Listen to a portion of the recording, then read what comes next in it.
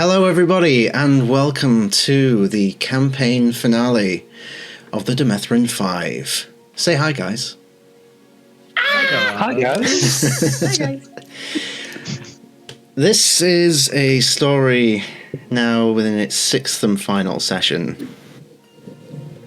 One that has become very near and dear to our hearts, and me personally, this is the first story that I'm able to end on my own terms, which is...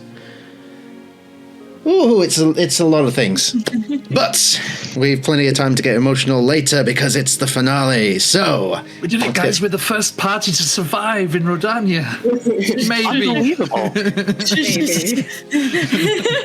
Don't jinx it, don't jinx it. Survive is a relative term, let's be honest. So, let me get my intros out of the way, because we have things to do.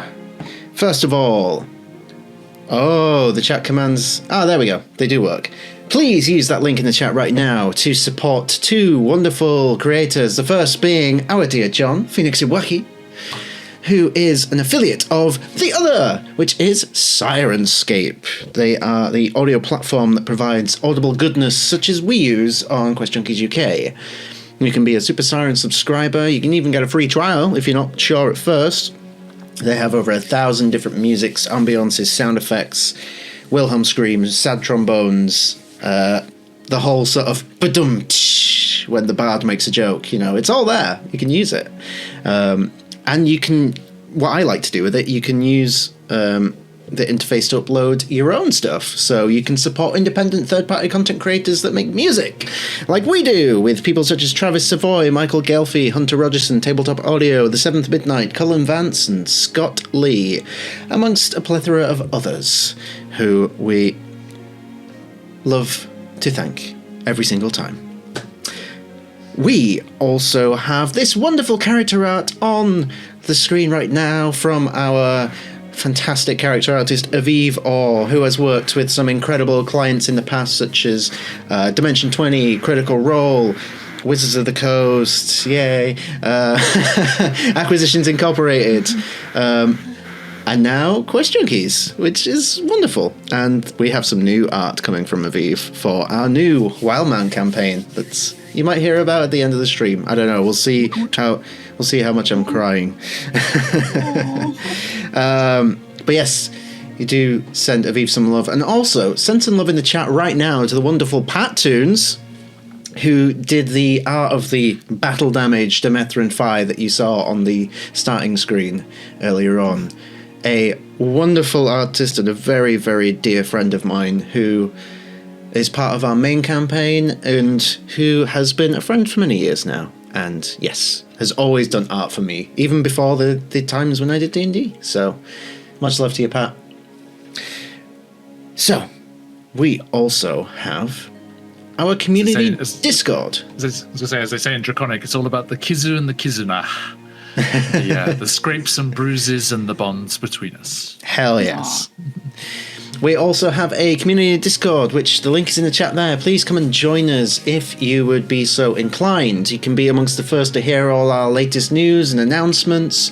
Any times we're running a new campaign and we're recruiting players. Yes, that's right. You might get a chance to sit at this table with some of these lovely folk, baby. Who knows? The only way to find out is to join the Discord, and I mean, at the very least, you can just see us post memes at each other, or be like, hey, look at this TikTok. It's real funny. We also have a merchandise store where you can see things like this and things like these. Look at this. Everyone's got merch. It's so cool. It's so good. And I will try and at least get one more merch design out for the Demethrin 5, inspired by whatever happens over the next few hours. Just our corpses on a pile. I mean, maybe. Who knows? There's only one way to find out, and that is to play the game. Only Aegis left standing, just doing the funeral rites over us. Yeah, right? Yeah. I am here for it. But yes, head out over to the merch store, check it out. We've got loads of designs from all the stuff that we've done, including some of the one-shots. If you connect your Twitch account as well, you can get community discounts on all the merchandise if you're subscribed to the Twitch channel, which some of you have been earlier, because we had the gifted subscriptions that went out, thanks to our dear Grim, who has opted for everyone apart from himself to get a spin of the wheel. So we'll see. I wonder what happens to a continent when you give it a spin of the wheel. One way to find out. That would be an amazing t-shirt, though. Just the front is just Aegis, and then across the back is, what are your preferred funeral rites? Yeah. I mean, Yeah. Or like the team player shirts with like everybody essentially on the front, and then the back is a group shot. Oh. I could totally do that. If you guys want that, I'll totally do that. Not gonna say no. Finally, if you... Oh, we have a gifted subscription. Thank you so much, Phantom. Now we all have a spin of the wheel. Yes. Thank you, Phantom, and dear God, what is wrong with you? Dear God, what is wrong with you? If you can't stay with us for the full session tonight, or you need to catch up on the previous episodes of the Demethrin 5, or the Redania Chronicles, or the one-shots that we've done, fear not, we have a YouTube page where all our VODs are uploaded. I've recently run into some copyright issues, which I've since solved, but I got slammed by Studio Ghibli for using, I think, 90 seconds of a song, and it wasn't just like in... Wasn't me, Gov. It's like, it's not even like... It was me, I'm trying to get out of the basement. I normally get them, and it's like, oh yes, this is copyrighted material, so we're not doing anything, we're just letting you know. It's like, yeah, that's fine. And this one said like, oh yeah, Studio Ghibli have said, you cannot make this video public. Nobody can see this video. Like, Rude. okay. Damn. Well, I found a way to swap the audio in post without messing up the dialogue, which was a lot of effort, but we did it, so it's all good. It's handy. But yes, find all the VODs on the YouTube channel and you can catch up. So, with that being said, let's go around the table and meet the Demethrin 5. So, friends, tell us who you are playing, and what's going through their mind as we head into this final session. Starting with Lexi. Hello, I am Smallbird Lex. You can find me at Smallbird Lex. I am playing Ginkgo, our beloved little weirdo, our Battlemaster Hexblade Blade Singer Wizard. She's gonna be ready to go. Whatever it takes, she's gonna be ready, but holy cow, she's actually a little worried. She's actually a little worried. That might just be me, but it's fine. First character death, everyone gets one, But yeah, I'm gonna throw it off to Gagato. All right. Hey, I am John of QuestJunkiesUK, and you can catch us there playing lots of D&D and other TTRPGs. I am playing Gikato, and he is a 6th level ranger, and the other levels are made up of his previous adventuring companions who have joined him: the Blood Hunter, the Druid, the Fighter, and the Sorcerer, helping him and his new friends, hopefully, to victory. And I am confident, for today, I discovered that my trousers have pockets and extra zip-up secret pockets. Hey! That's not foreboding at all. Oh, that's True, it's like, what's this little zip here? It's another pocket. So, I'm very excited. Amazing. Who do you want to throw it to next? I quite like that. You guys throw it to each other. Aelin! Hi, I am Aelin. I'm playing Aegis, the Drow Aasimar Grave Cleric, Echo Knight Fighter, and he's He's actually feeling pretty determined to make sure that everybody survives this. Gets to go home. Aww. Amazing. And I will throw it over to Grim. Oh God! Hi, everyone. Thanks for joining us for this finale. I'm Mike, and I'm playing Kimura, our Oath of Conquest paladin. She found her dad, so in a way, I think she's feeling much better about what's going forward, and looking forward to not sharing her funeral rites. Which leaves us with Sam. Hi everyone, I'm Sam. I play Astra. She is a warlock. Her patron is Baba Yaga. She's half wood elf. Right now I think she is kind of remembering those images from her nightmare scene of Baba Yaga rotting and blaming her for everything. So she's feeling a little bit shaken, literally shaking a little bit, but trying to hide it from everyone else. Okay. And I am Patch. I play everybody else as the Dungeon Master, and yeah, I'm feeling excited and nervous and anxious and all the things, but also a little bloodthirsty, if you know what I mean. No idea what you're talking about. So, with that out of the way, let's just do a bit of a brief recap. The tale of the Demethrin Five began in the city of Cathramand, where they were brought together. Some native to the continent, some from the sister continent of Redania.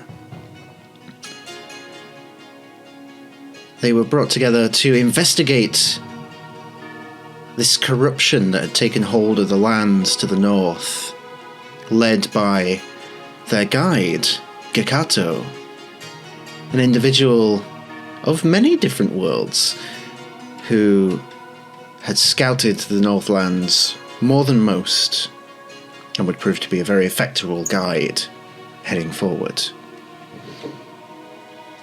As they reached the border, they got a first glimpse at what this corruption, this rot, as it's now become known as, can truly do to something. They did battle with what used to be a dragon, but was twisted and corrupted by this rot. And while they were successful, 3 of them did fall under the same corruption, which slowly began to spread through their body. As their journey continued on, they found themselves underground in a network of caverns and tunnels, where eventually they discovered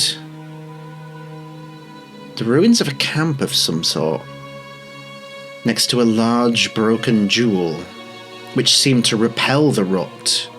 After some quick thinking, they fashioned some necklaces out of shards of this crystal, and the corruption seemed to subside. A potential lifeline in the days to come. However, not all of the influence was purged, as Kimura got emotional and felt the influence of something unseen, which began to drive a wedge between her and her companions, eventually leading to bloodshed. But thanks to some quick thinking from Aegis, the magic that was influencing Kimura was dispelled, but at a cost, as the weapon Oathkeeper was disenchanted in the process. Unfortunately, the group did not have much time to reel from this experience, as they were suddenly set upon by a shadow being, an assassin, moved over from another world somewhere in the D&D verse. An entity known as Jurael the Kadogeist, an assassin from the lands of Wildmount in Exandria, found her way to an interesting new world filled with potential victims and chose the Demethrin 5 as her first. Unfortunately for her, this proved to be a folly decision, as she was smoked quite brutally, if I recall, with lots of axe flailing.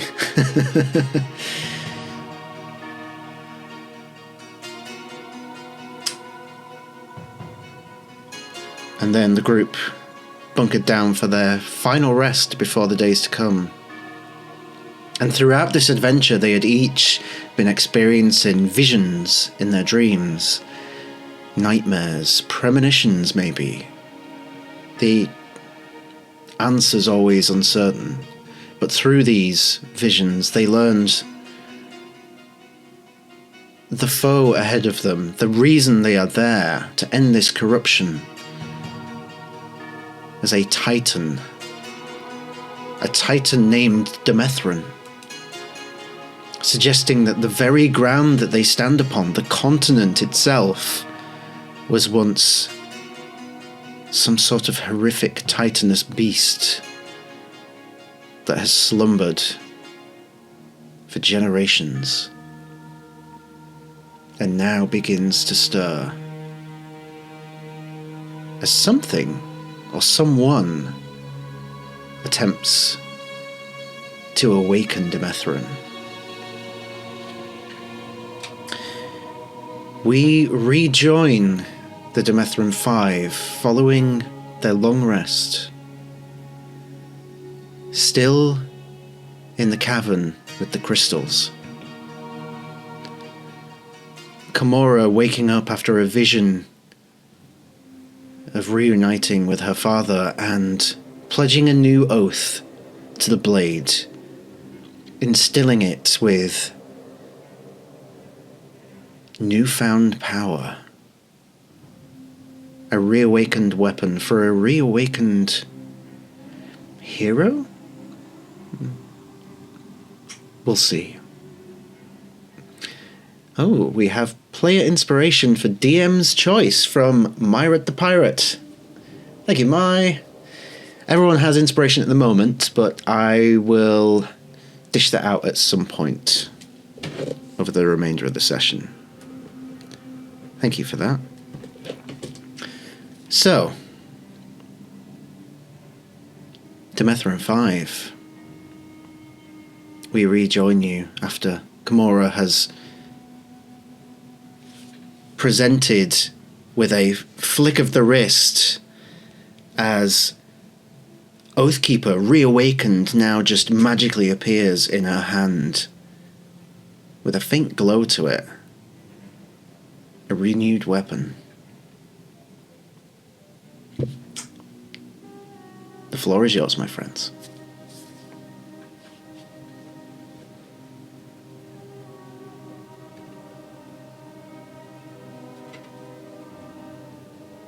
I think this is the only bright thing in the cavern anymore. Keiko just flicks her hair. Just as the weapon glows, he just kind of has this like soft golden glow. I'm glad it has been restored. Just very awkwardly retract it back. Sheepishly just look to the group. No offense. Keiko's gonna look at Astra's glowing hair, just like, yeah. Okay, yeah, I know. It was a little exaggerated. I woke up, I had a moment, it ended up working. Gikato, you look brilliant today. Not shining radiant, but brilliant. Everyone else is shining. Aegis's glow was actually in response to the happiness of seeing that the weapon restored. After being responsible for destroying it. I know. Gives me memories of it shoving through my gut. One time, I got the wounds, don't worry. I mean, if you Oh, want to but glow it's- in the dark, I can cut you again. No more violence to our brethren. I just hope a night's rest has given you a bit more mental fortitude. Or would you like some coffee instead? We have coffee. We have coffee? I thought we had... What's coffee? Why do you think I said no to the tea? I had my own coffee over here. You've been carrying coffee this whole time and you haven't been sharing. Listen to me. Pulls the sword out. It's from off-world. I didn't know if it was going to be safe for you. That is actually a very considerate point. You're very welcome.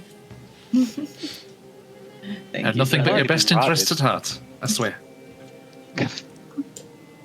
You've already been rotted. What's caffeine going to do to that? Speak for yourself. I think I'm still confused on the concept of coffee. I have a extra espresso latte here for a Samora. That's Mrs. Samora. I ordered it 5 minutes ago. Oh god. So is a matcha latte for a Pinko? Correct. So you have to get the name wrong, right? You have to. That's how they get the advertising out. Everyone wants to post their names on Instagram. Free advertising. Genius. Birds work for the bourgeoisie.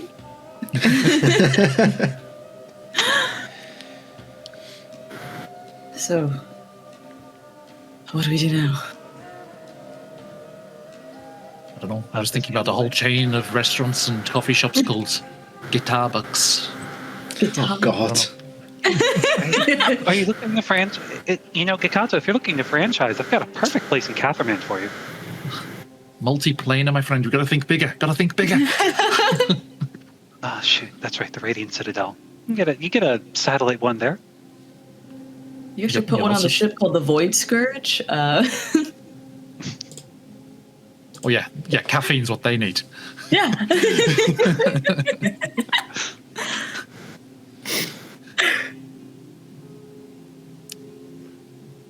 Now, that's all very well and good, but we've got to get through today first.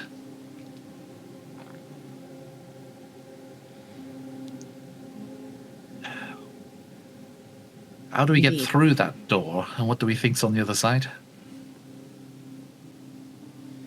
Ginkgo just holding up her axe. Pretty my guess. Bunk. The answer to both is we don't really know. Ginkgo, just try with a little more on your back foot. That might actually be able to break the door. I think you're putting too much front foot in it. I think the answer to both Gikato is I don't know. I don't think we know yet. Back foot. Do you want me to roll to hit? Yeah, go ahead and roll to hit. Would this be a strength check?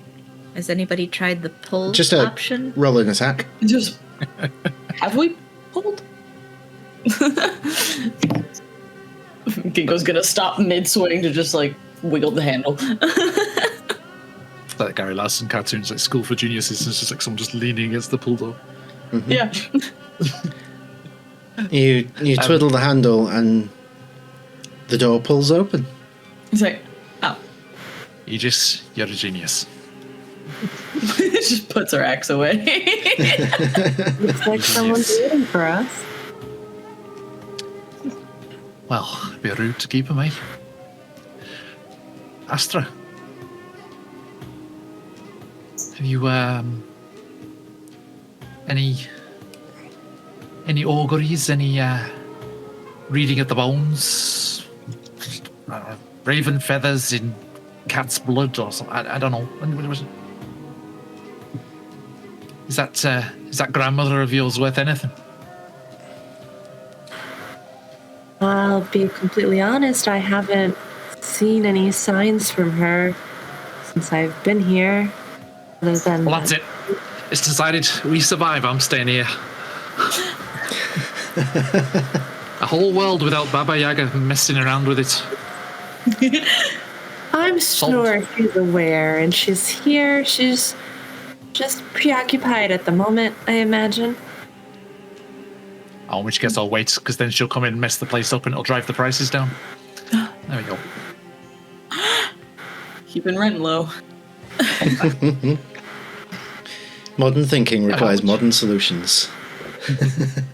How would she normally contact you, Astra?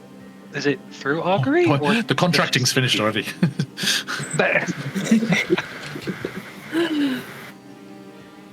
She'll send me many signs. Sometimes it'll be an animal. Sometimes it'll be a person walking by with a message for me. And sometimes she's come to see me herself. But I haven't seen anything recently. Maybe she's sleeping. Oh, Baba Yaga doesn't sleep. I'll be very surprised. Not one to be caught napping. Right. How's it going, Ginkgo? You through yet? She's just holding the door open with the just like Oh, that's easy. Okay. It's nice wood. I'm glad I didn't break it. Oh, then, Gamora, what you waiting for? Yes, we shouldn't leave Demethrin waiting for death. I wonder what their funeral rites are.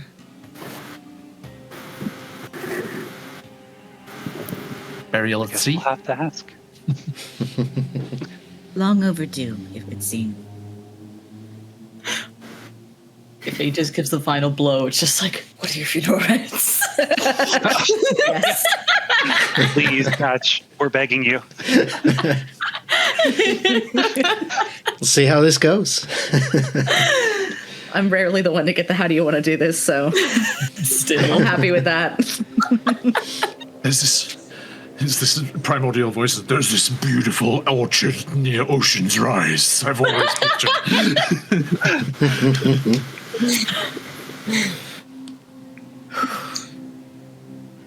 Okay, so Go in there. how would you like to proceed forward? Wishing Gamora. Come, I'm ladies going. first. I'm going. You didn't even give me fucking coffee. Fine, I'll take it to go. Would you like to proceed stealthily or rush in, or are you going for quickness or are you going for carefulness? Ginkgo's definitely Carefulness.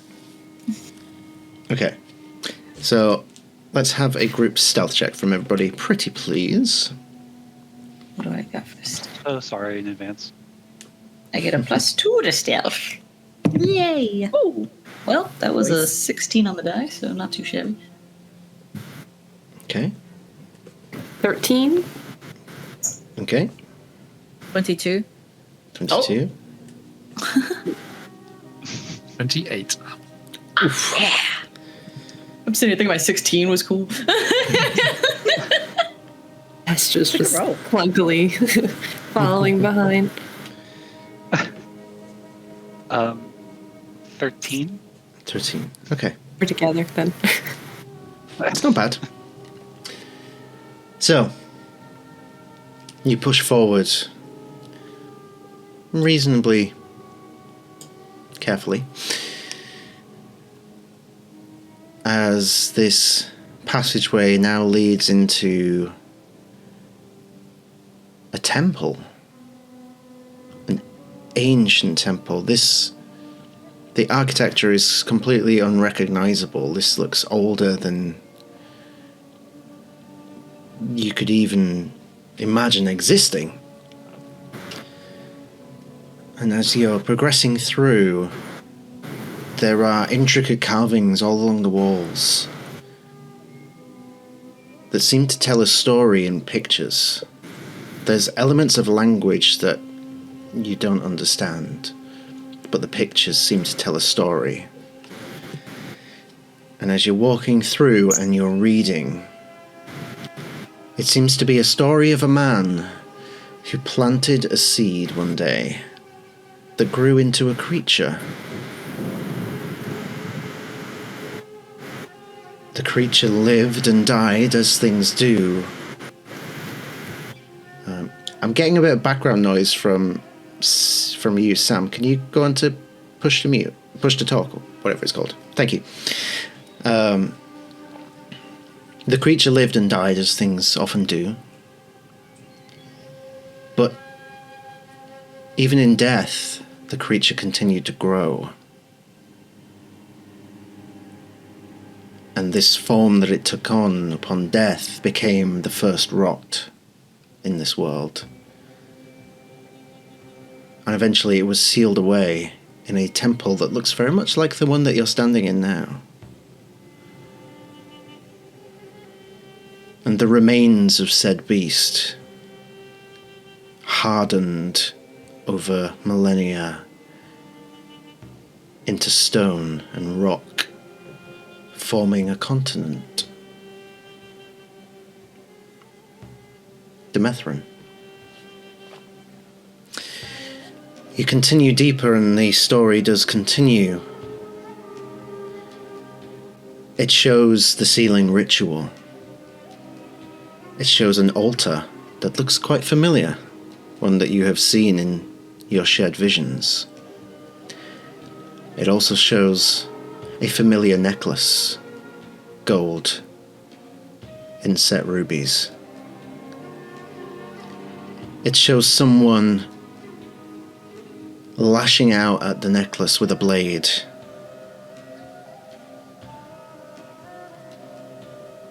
As the rot is then pulled into the blade and into the remains of the necklace. The next carving seems to show the same thing, but instead it shows the wielder of the blade being pulled into the weapon and the necklace before they are no more and the necklace is reformed.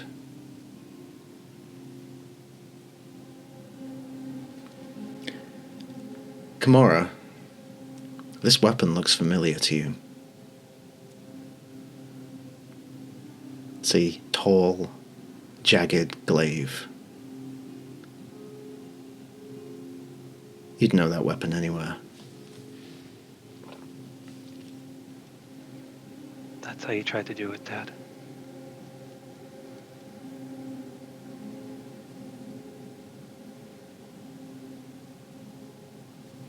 Everyone, and she'll summon Oathkeeper. There's a way to do it. Dad tried it, and he failed. That's why he's in here now. So, if there is a way to seal it, it may need another sacrifice. But we'll need the necklace first.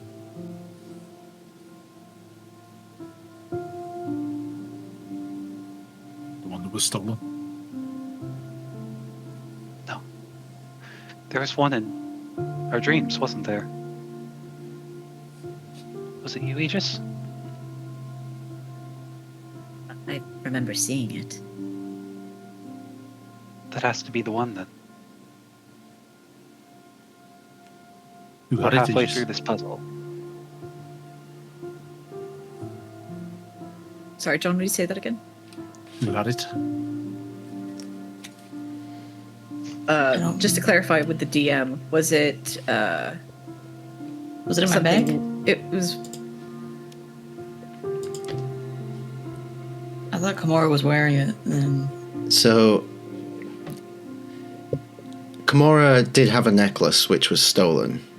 It was not the same necklace. Okay. he was gonna check her bags and stuff. You just, I think, remembered, like, in the dream, seeing his mother wearing it.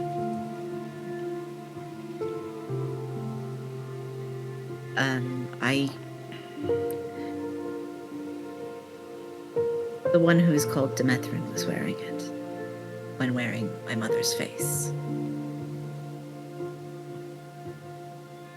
Cruel. She is long dead.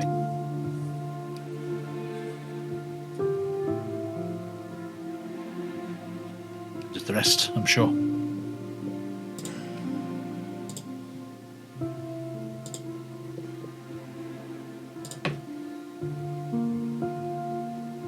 Kimura puts a hand on Aegis's shoulder and just assures him. Nothing silently. Can I search my stuff just to see if there's any possibility that I might have it? Sure. Give me an investigation check. Hey, come on, dice. You know how we have inspiration? I'm gonna go ahead and use that. You certainly can. Can I check my bags as well? Yeah, anyone that wishes to do so can check their belongings. I Much wanted better. to check the carvings if I could. Okay, See if there's any to be gleaned from them anymore. sure. Aegis is a flat 19. Investigation is not his good. Okay. Funny enough, I got 15 on the die plus 4, so I also got a 19. Nice. Okay.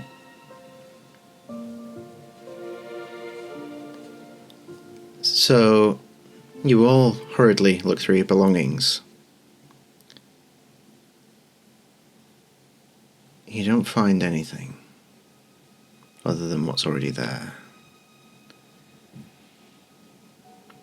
Kakato, you want to look at the carvings again. Anything specific you're looking for? Just anything to be gleaned, anything to be learnt about the ritual, and anything that could help us. Give me an investigation check. 15. 15. Okay. With a 15, the DC was 15, actually. Hey. You notice at the end of the last carving, it looks like there might be another one that's covered in some sort of mud or something. Dust, dirt. If only Suk were here, he could clean this off proper.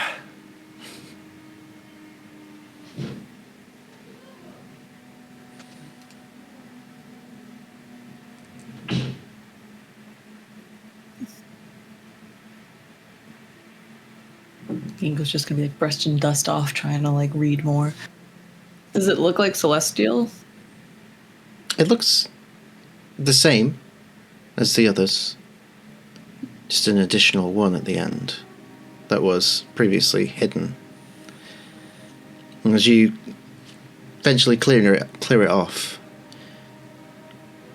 it shows 2 of these necklaces being pulled apart from the one from the ritual. You would interpret it as the last part of the sealing ritual was to form this pair of necklaces.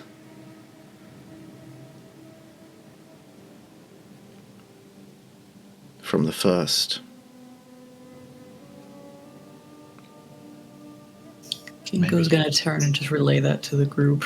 Just Maybe if they're required to seal it, they're required to open it.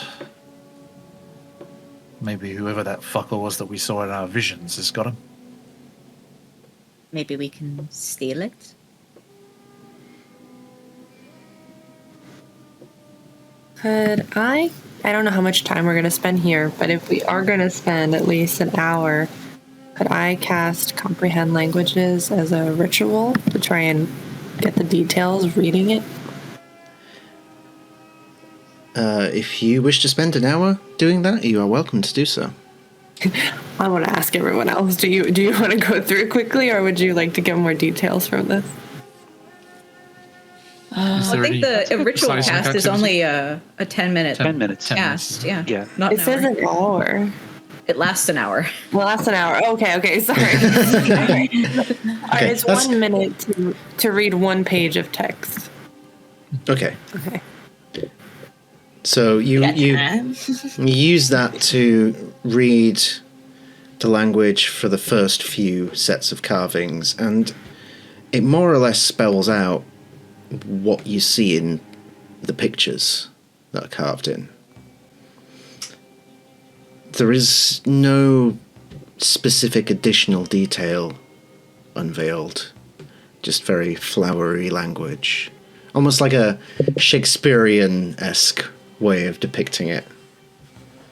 Would there be anything additional for the last few carvings? Like the ritual? As you look at the last few,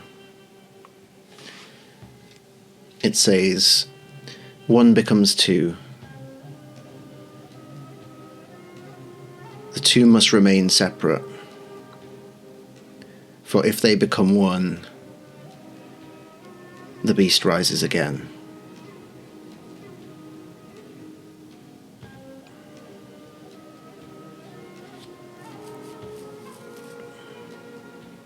But he's got him. Why come here if you didn't have him?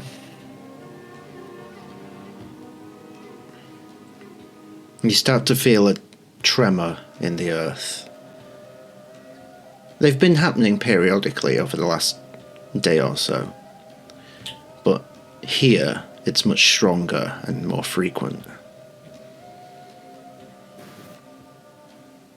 Picasso echoes, the beast awakens.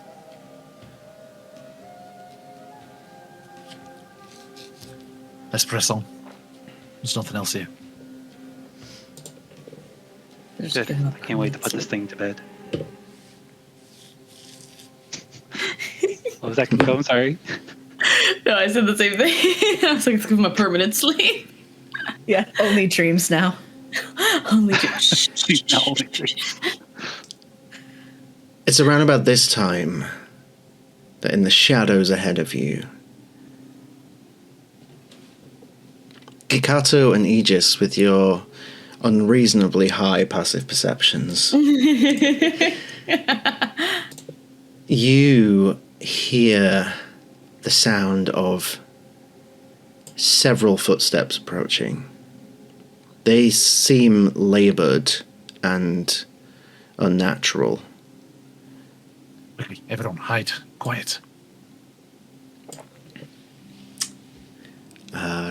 Group stealth check if you're attempting to hide. Ooh.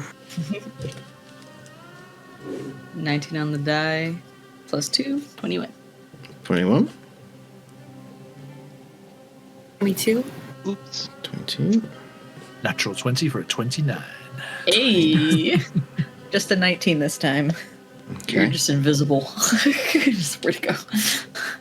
Picasso.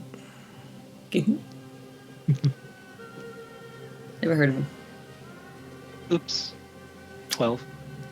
12. Okay. Cool. I got you, boo. You all quickly dash and hide behind rocks and things.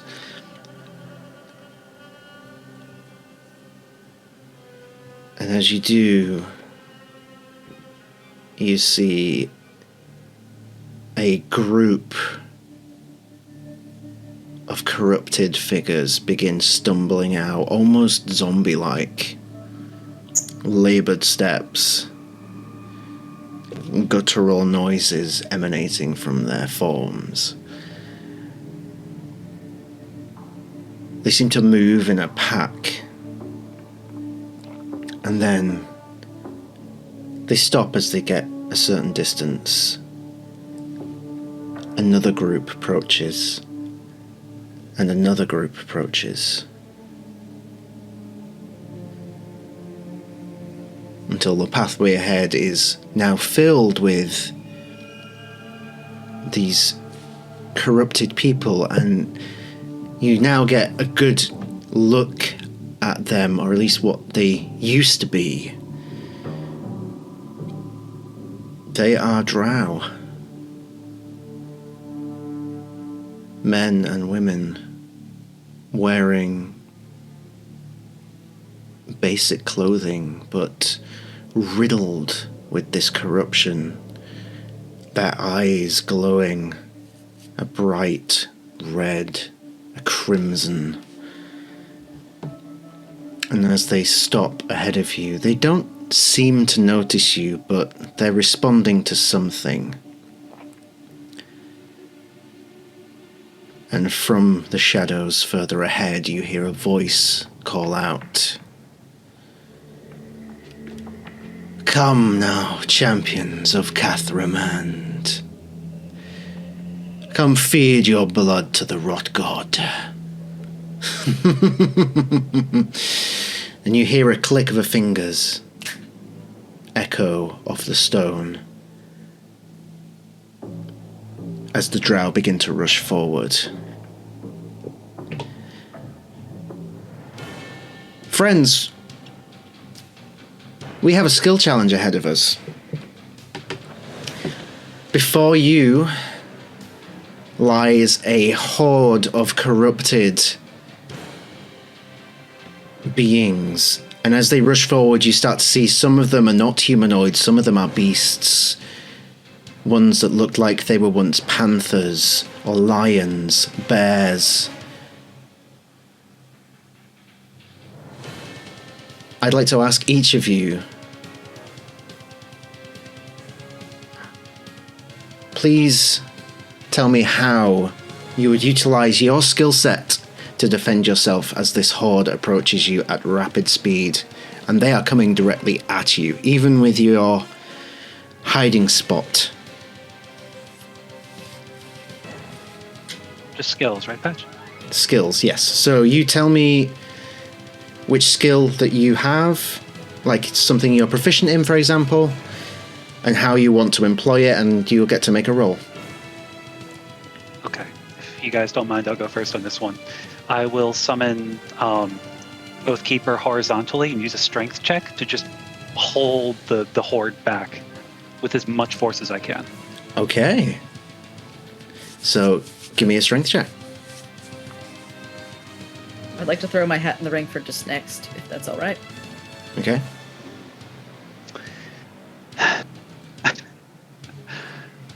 $28. 28. Holy shit. Yes. Kimura stepping forward, Oathkeeper in hand, as she pushes it forward, and as these forms hit, the light emanating from Oathkeeper glows brightly, and you see a barrier of light begin to form around Kimura. Whatever power she now wields is holding back this initial onslaught. That is a success with a 28. Aegis. So it's seeing these, like, just what Aegis perceives as his people being corrupted. Mm-hmm. These drow. He's just full on bright halo. Steps up behind Kimura and says, "Stay close to me." And his voice is just shaking as he casts Spirit Guardians. Okay.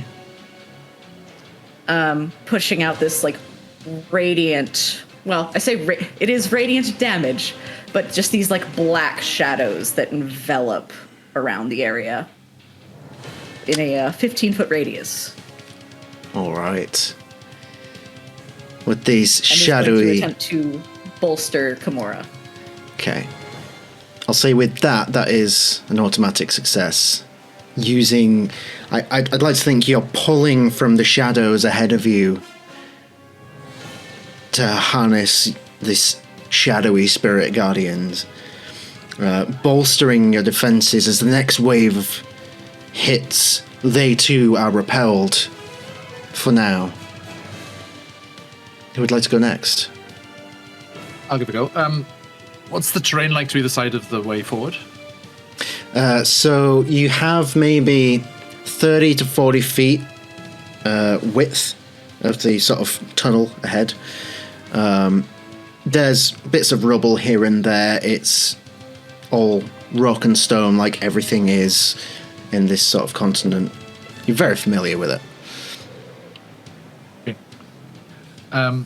I would like to use my perception to look for some loose stalactites or something that I could hit with my tongue and pull down on top of them. Amazing. Go ahead and give me a perception check. Call an ambulance, but not for me. Not for me. That's going to be a 29. At 29, please describe to us how you do that.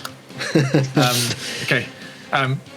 He'll just kind of look up at the ceiling and see some areas of kind of loose rock that's been kind of shook a bit free by these seismic activity recently.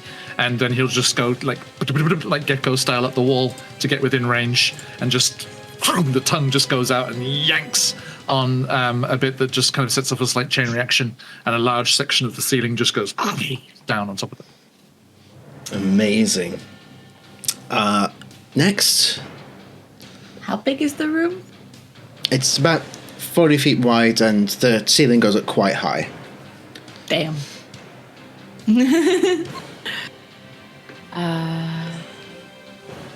So I cast Fireball. Let's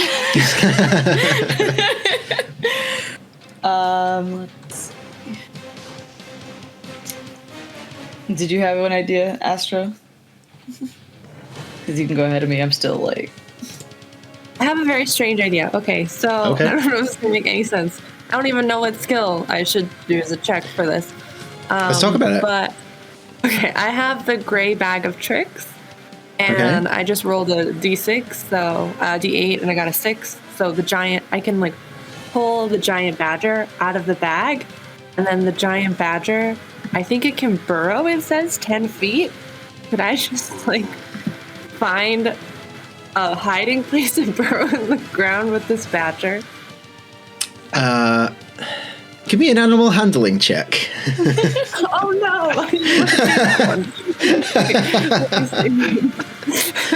Oh no! Actually, my animal handling is great. Yes, I do. Oh, well, there you go. One. Okay. Hey.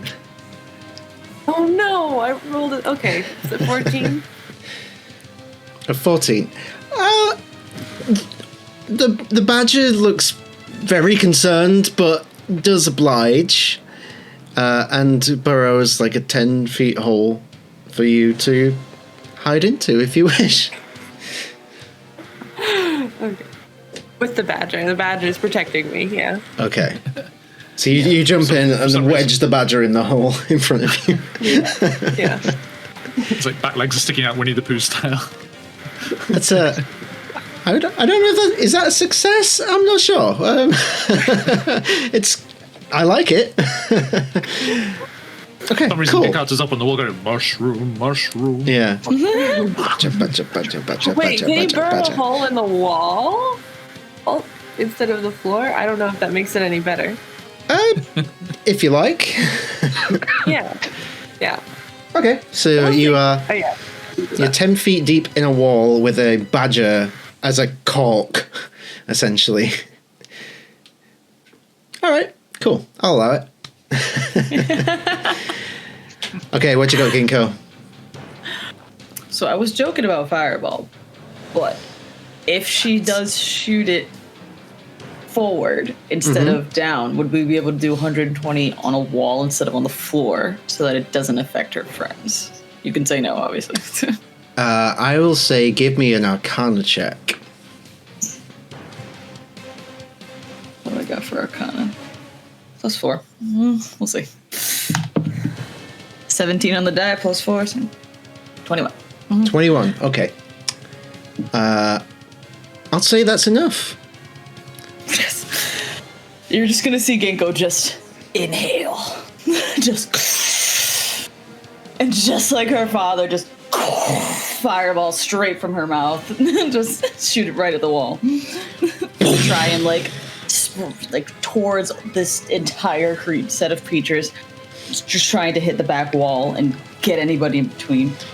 So You hear the mangled screams of many of these creatures as they are immolated within the flames. 8d6, Jesus Christ. God is like, yes, I know, Ethan. It's glorious. Yes. That's my draconic soul sorcerer inside me. He's having a grand time right now. I think that's the first time Fireball has ever been cast on QuestJunkies. Really? So cool. And as someone who mains Wizard, I'm very happy. Screams and carolins. All right. Michael was too busy casting food instead of fireballs. Yes.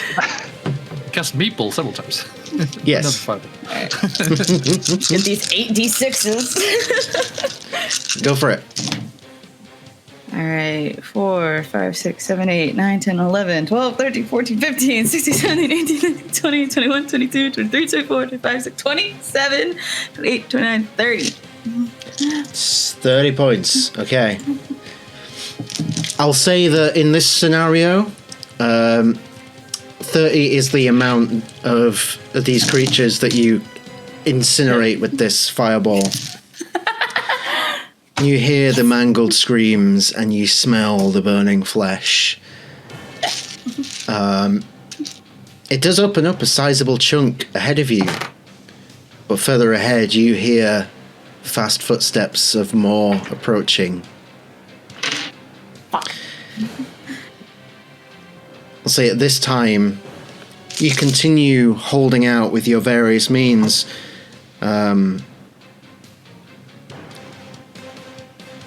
Kikato, with your passive perception, again, very high passive perception, I don't need to make you roll for it. You hear some sort of distant rumble from behind you this time. And then a voice creeps into your head. A very familiar voice. Sorry I'm late, Kikato. Thought I'd bring some help and a bit of the storm with me.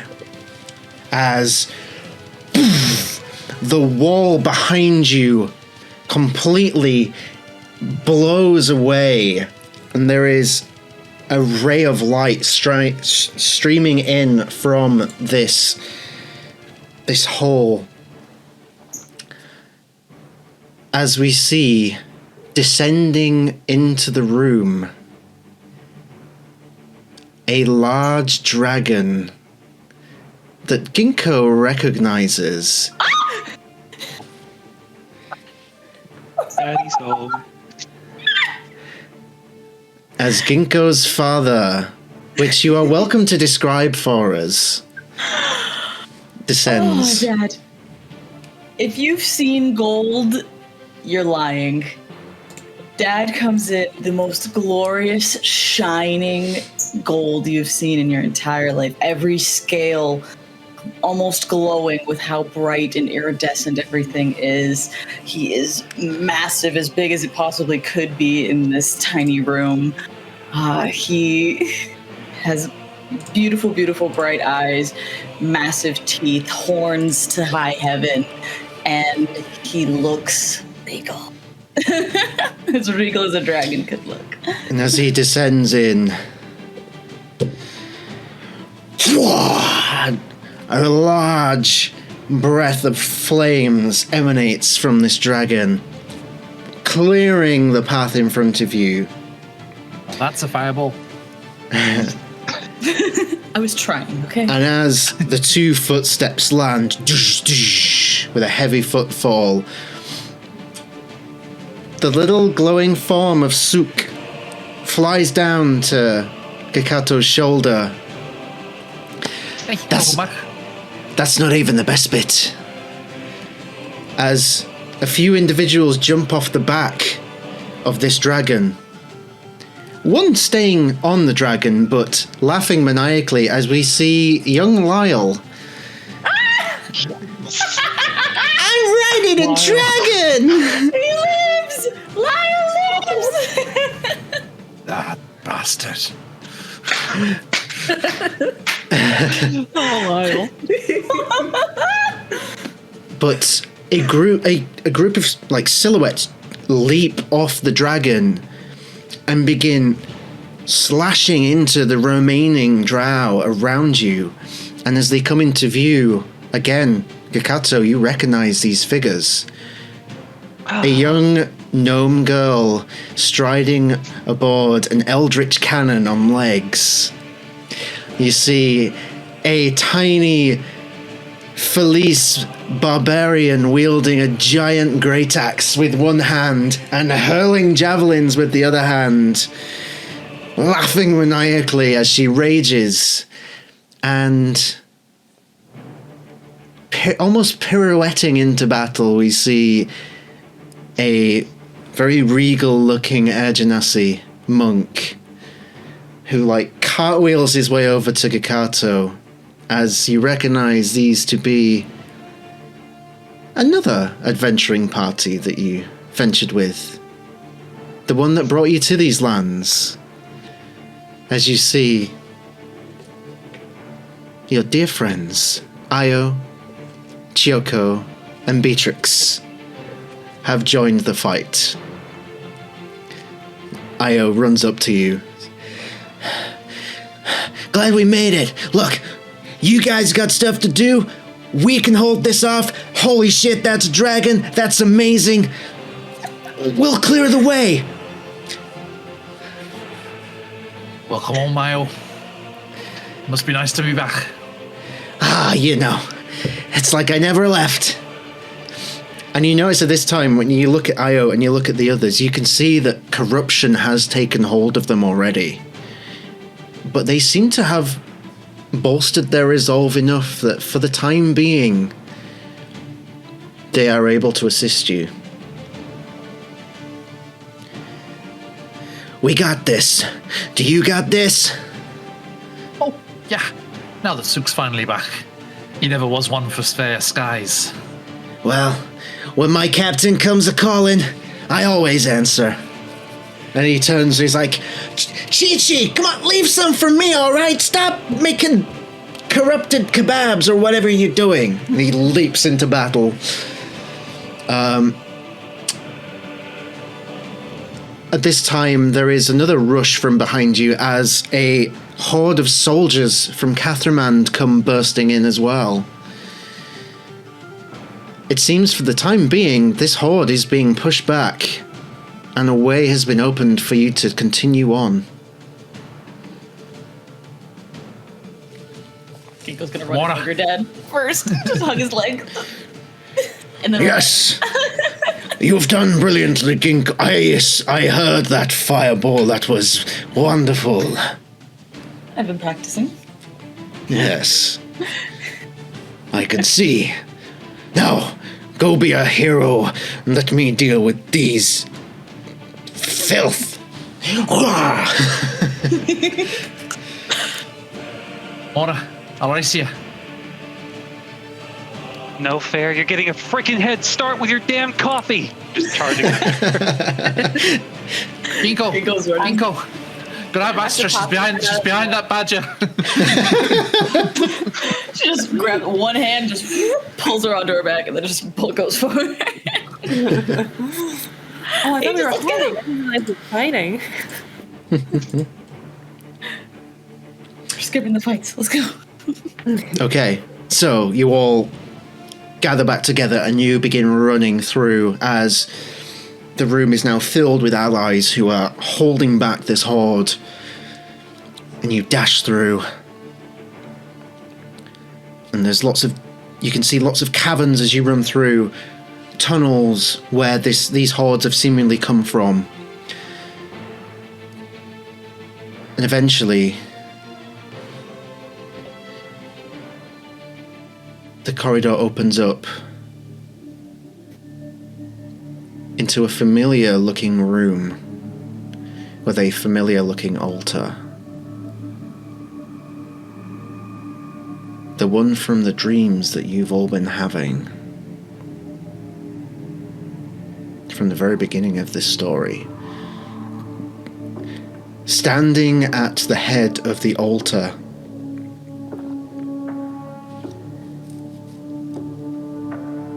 is a tall, robed drow figure. One that you have also seen in these dreams. Some of you have spoken with. Arms lifted up in the air, using some sort of ritual. Big smile on his face.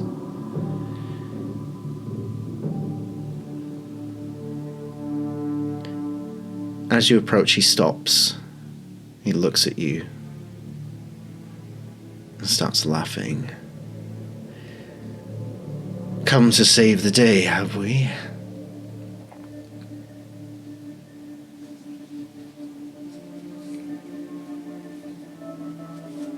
More than one. Come to stop you. I wonder how you intend on doing that without both necklaces.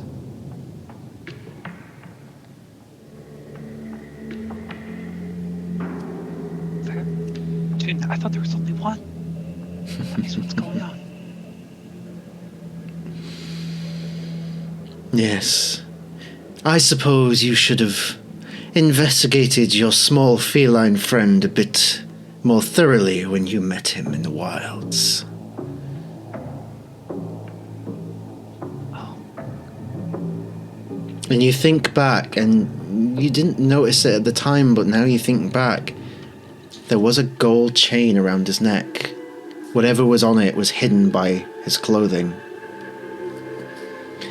Those of you at home that watch the Redania Chronicles will have seen Buri, the Felis brother of Feronia, had ventured across to Redania and presented this strange golden necklace with inset rubies to the royal palace in Etherion, where it was placed in some sort of containment field.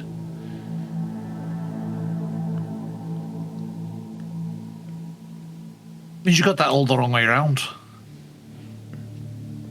Isn't it you that needs both necklaces?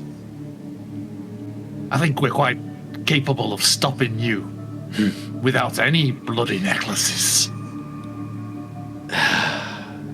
Have you felt... Gagato exercise his giant smite and grow into large size. Okay. On a small side note, will you let me know when 10 minutes is up? Because Spirit Guardians does last for 10 minutes, and I'm keeping that going. Okay, duly noted. He laughs as he now addresses Gagato in his larger form.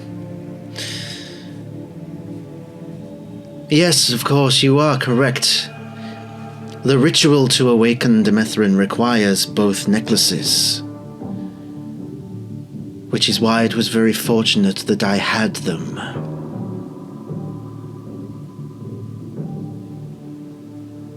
And it was very simple to send one away with a very unassuming little cat heading as far away from this continent as possible. You've done half the work for me, it seems.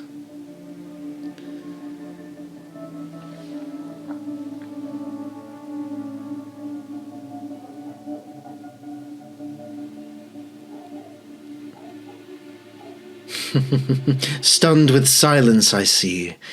Yes, realizing failure is imminent. Must be quite traumatic for you. Kinkle's rushing forward. Kinkle axe in hand. Okay. He just was waiting for the signal from the rest of the crew, but otherwise would have been, let's do this. Just end it. Yeah. I'll go next. As you rush forward, Ginkgo, first of all, make me a strength saving throw. I get plus 9s to those. So.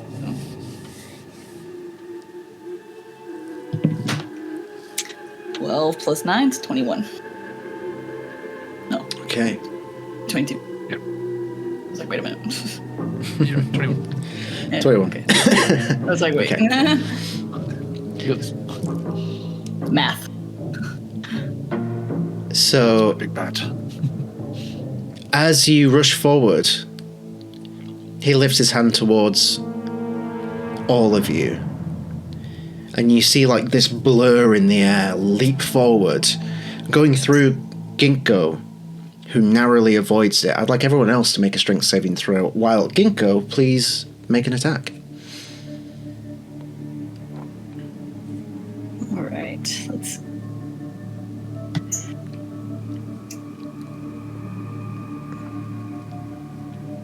Get a 22. plus.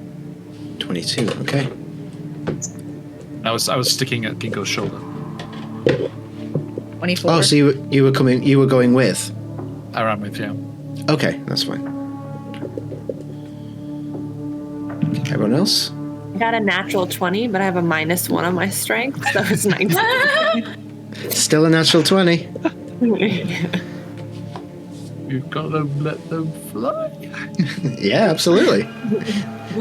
If you've got a 19 emote. And then a 19. What else we got, guys? 24. Gamora? I'm gonna use Pat's inspiration from Okay. last week, Okay. and that was a natural worry. 1. It is now a 29. Ooh. That is Doing stuff. definitely worth using that for. Oh, that is so creative. There it is. Inspiration to the Unbelievable. chat for that. Well done, McLeod. All A right, 23 to hit. a 23 to hit. Go ahead and roll damage. Ooh, yes. 1d8 plus 7. If Aegis is just behind Gikato and Ginkgo, would this figure be within the 15-foot radius? Yes, I'd say so. Can I get a wisdom saving throw? You're making me do a wisdom saving throw. Ooh. How the turntables. Tables. A level of sass in this session. Oh, do you know what? I used your death save dice for that, and I got a natural 20. Well, that's fine. We'll waste it on that. Because he's still gonna take some damage. That's fine. So, damage from Ginkgo? 13. 13, okay. Another crit. I didn't do nothing. And damage from Aegis? 22 halved, Okay. and it is radiant damage. So 11. All right. So, You get an attack as well? I suppose so, yes, since I didn't realize you were up there, so you're welcome to. All right. As Ginkgo charges forwards, Gikato's alongside, and then as they get close, they kind of rear up, almost like an owlbear, and their claws are extended, and the acid's dripping, and go with the old primal savagery. Okay. Go ahead and make your attack. 25. Definitely hits. Go ahead and roll damage. Will do. That is 3d10, and I'll make it my favored foe for an extra d6, and my giant size gives me another d6 as well. Okay. Voice. Oh, the d10s are shite. Oh, they're all shite. Oh no. No. 12. 12. Okay. 3d10 and 2d6. Damn. It's the thought that counts. 3 2s, a 1 and a 5. Throw the dice away. Thanks, Jim. So, this flurry of attacks come through, an axe wedged into his chest and his shoulder. The other attacks taking hold. The spirit guardians. He barely reacts. He takes the damage. It doesn't feel like the damage was lessened, but he barely reacts. And his hand's still lifted up, which I imagine is sort of over Ginkgo's shoulder as she's come rushing in. He places his hand on the back of Ginkgo's head. Oh, Jesus. And smiles. And then pulls your hair back as he casts a spell. I'd like... Spell, you say? Yes. Can I counterspell it with a headbutt? What level... You can. What level are you going to counterspell? Let's see, what levels do I have?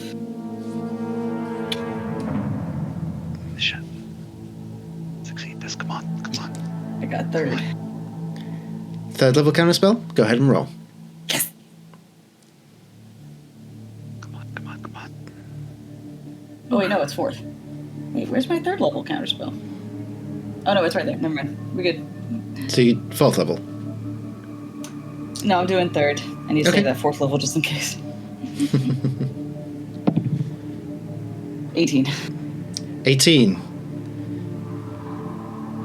You headbutt with the counterspell. I love that. Headbutting is a counterspell.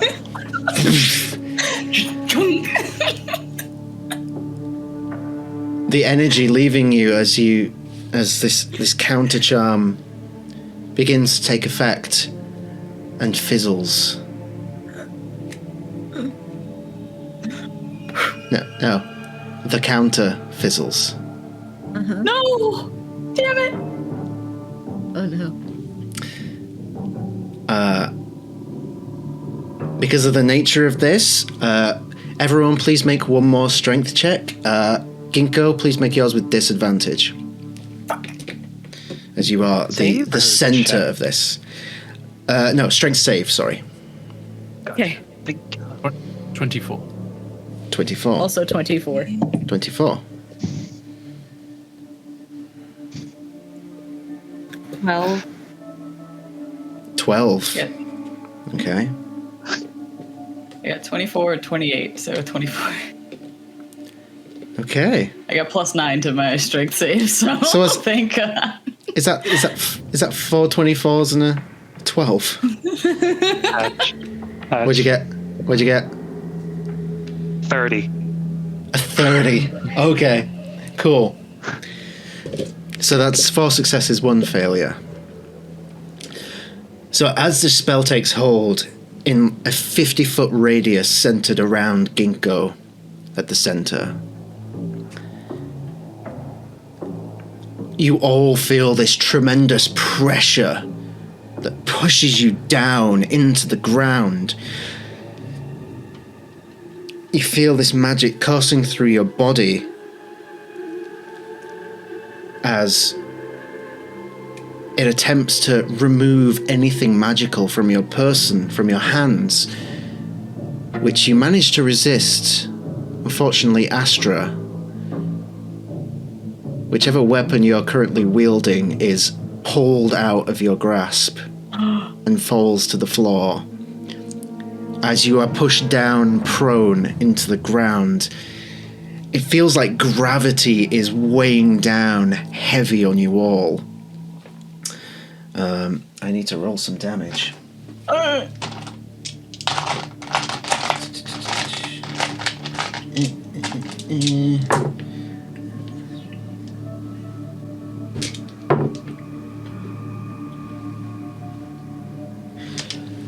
So, Astra, you take 22 points of force damage. Everyone else takes 11. As you are being weighed down. Astra, at the moment, you are prone. You are weaponless. You are incapacitated. And your movement speed is 0. as the next few moments pass, you start to shake off some of the effects. You have the opportunity to pick up your weapon. This drow figure starts to float up into the air as he lets go. And as he does, the roof starts to crumble in. And he just fires up into the air at alarming speed. And daylight starts brushing in as the roof starts collapsing around you.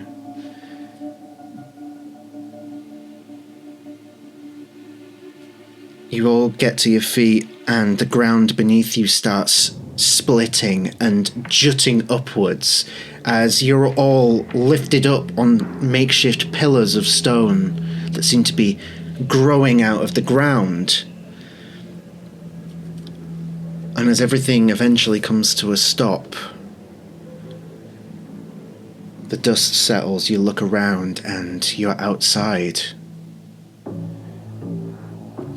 A storm has come in, perhaps the storm teased by Suk. Thick, dense, dark clouds fill the skyline. There is lightning and thunder.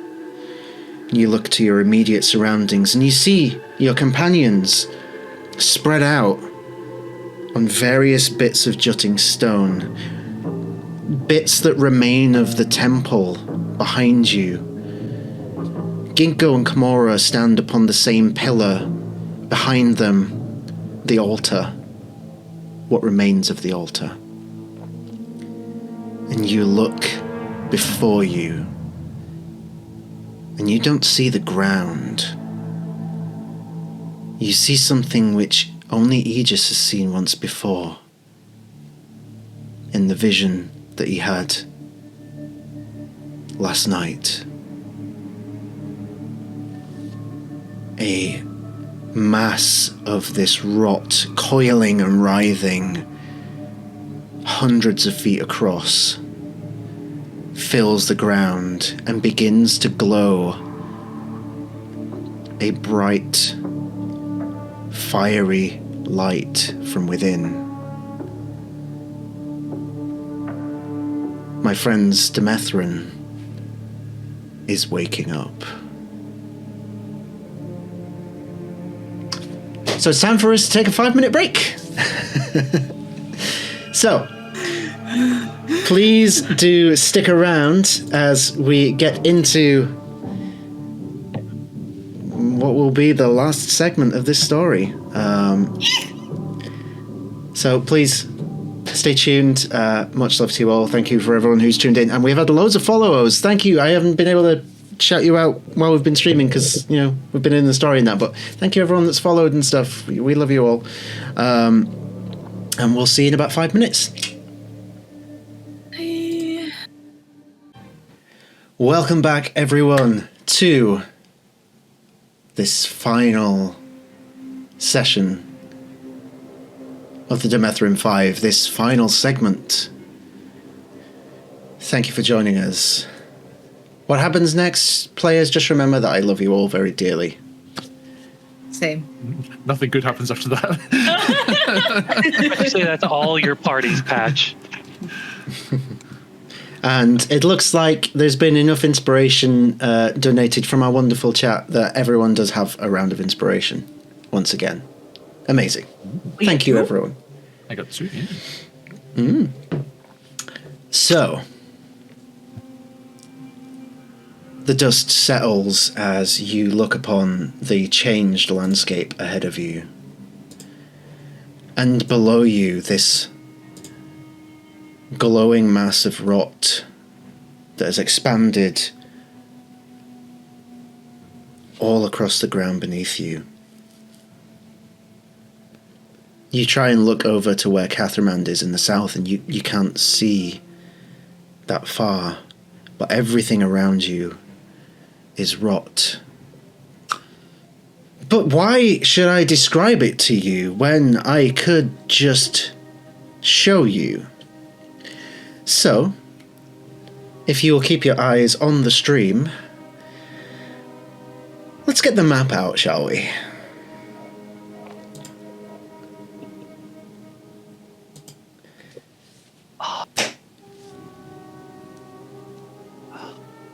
as you can see this nice. roiling mass of rot that was donated to me by a very wonderful creator on Etsy. Thank you. Holy shit, that looks amazing. Just blown away. This is so cool. So, just to reiterate everyone's positions, I need to try and keep this with me as like I feel like a sports commentator now. On the left, we have. So, we've got Aegis here.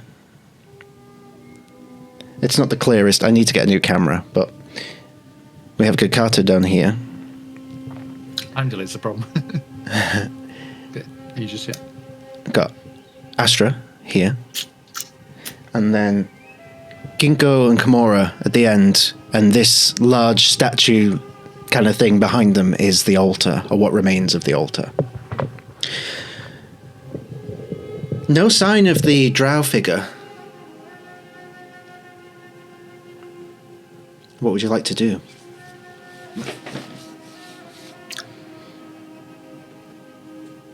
Ginkgo. I don't really understand what's going on, but the only thing we need is that altar. So whatever we do, we have to keep that thing steady. All right. Ready when you are. I'm not. That's the point. Me neither. Hey. She'll just kind of put her, just like she would any other prayer, would put her hands on Ginkgo's cheeks and forehead to forehead. I've got one last one for you. You ready? Ready. Daughter of Demethrin, tell them I'm coming. Tell them of what your sons have sowed, of what your daughters have drowned out. Let them know that a warrior is coming home. I will cast Bless. First level. Okay. Then you 300 slow-mo leap into the mist.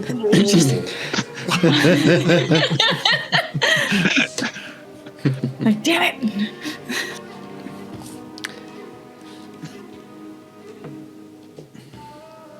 All right. All right, girl. Let's kick some ass.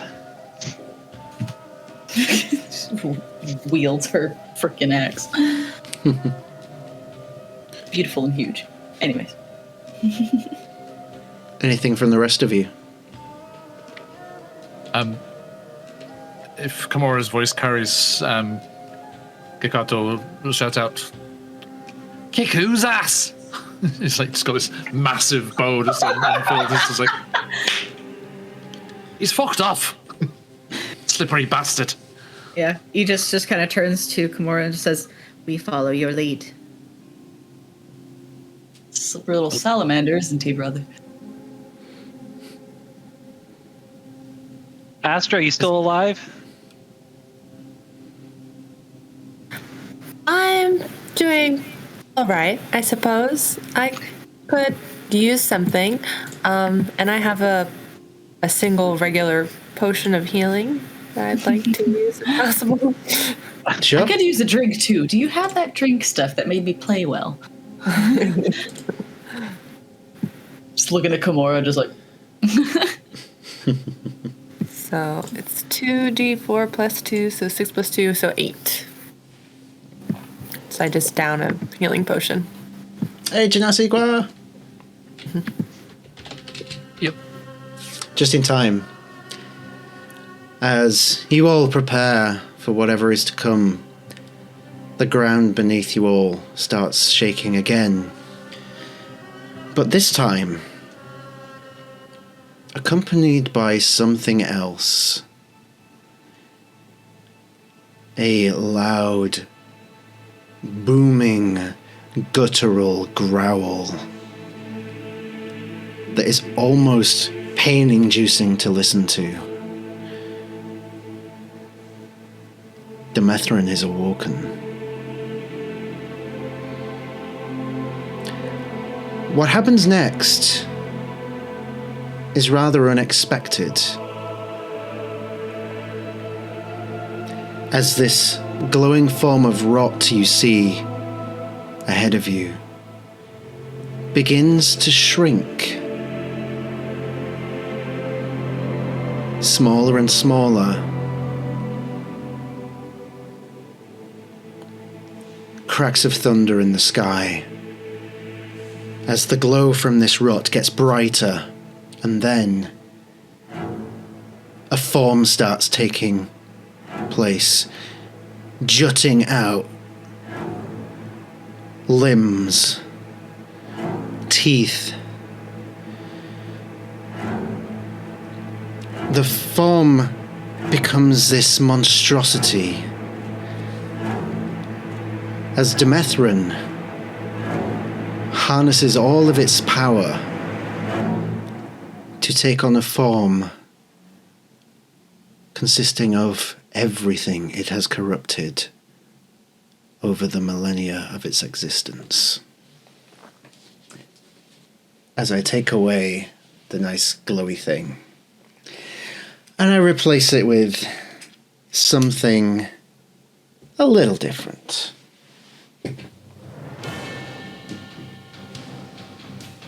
Is it close up first on camera? Oh.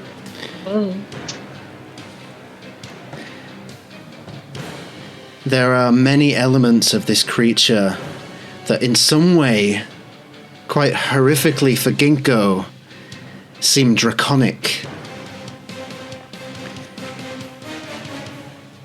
As the aspect of rot Demethrin now stands before you, and I need you all to roll initiative. Let's fucking go. Last ride. Wish you all luck. Yeah, good luck, guys. I love you. I'm gonna use my Battle Master Technique Ambush to add an extra D8 to my initiative roll. 18. Okay. 8. Was that an 8, Astra? Yes. Yep. Okay. An 8. I got a dirty 20. Dirty 20. 11 plus 7 plus 2. All right. That's a natural 20 for 24. Woo! Folks, if you've got them, spam the hell out of them in the chat. Natural 20. That's 20! Kamara? The dice tell a story. That is a 4. A 4. Okay. Leading the way. At this time, we have some wheel spins to trigger as well, don't we? Oh no. Been waiting for that. So, you know, I'll be a dear. I'll do mine first. So, what happens to Demethrin? Are we going to grow a size? Shrink it. Oh, wow, okay. Demethrin gains the benefits of a long rest. I mean, Twice. I mean, mechanically he didn't need it, so it's good for you guys because it's kind of a waste for him. Yay! So, Aegis, your spin of the wheel gives you grow a size. Yes. So Aegis, I don't have a bigger Aegis mini, but mechanically you are larger. Giant twink, here we come. Giant twink. We love a giant twink. Okay.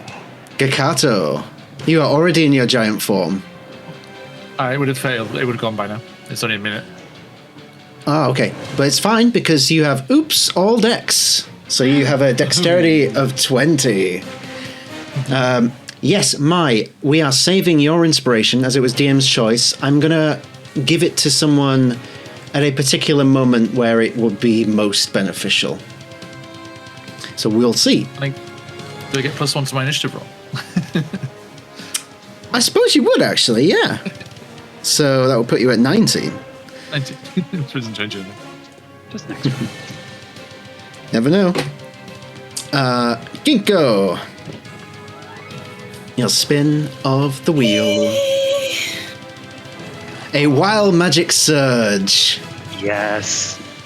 So I'll do the rest, and then we will deal with the wild magic surge. Have a think about which class you'd like to choose for your wild magic surge, because I have tables for each class.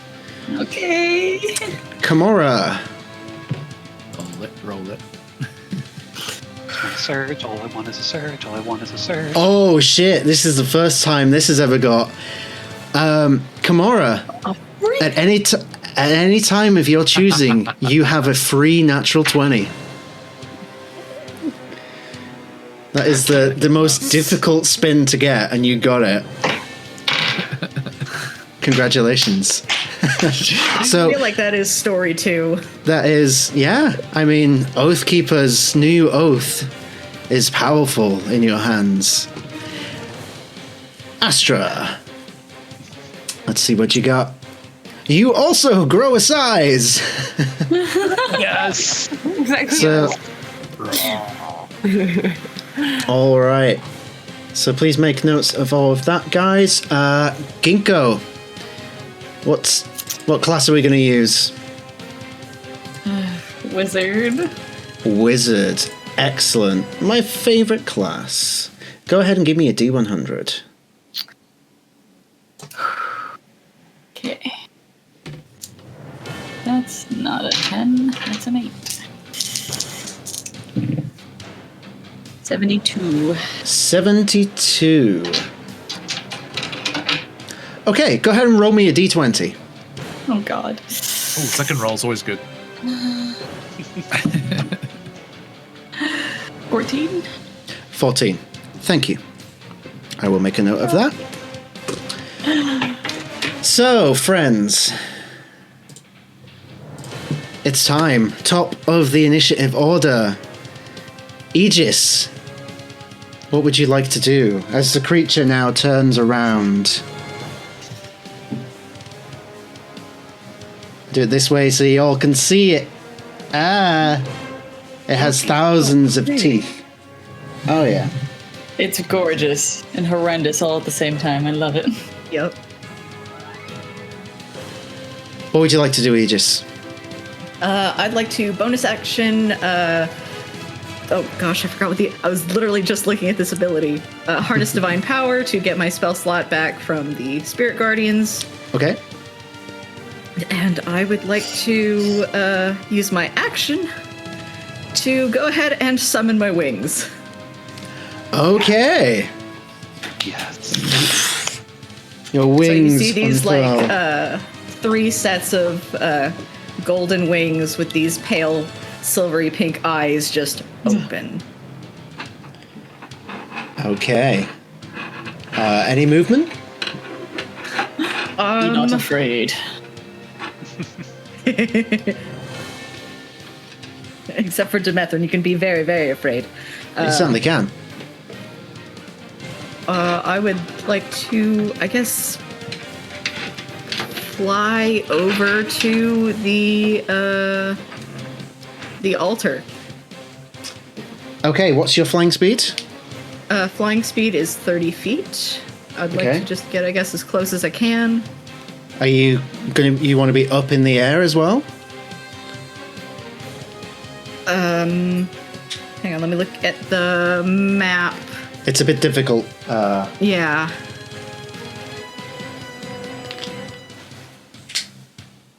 I guess flying kind of to be in a defensive position near Ginkgo and Kimura.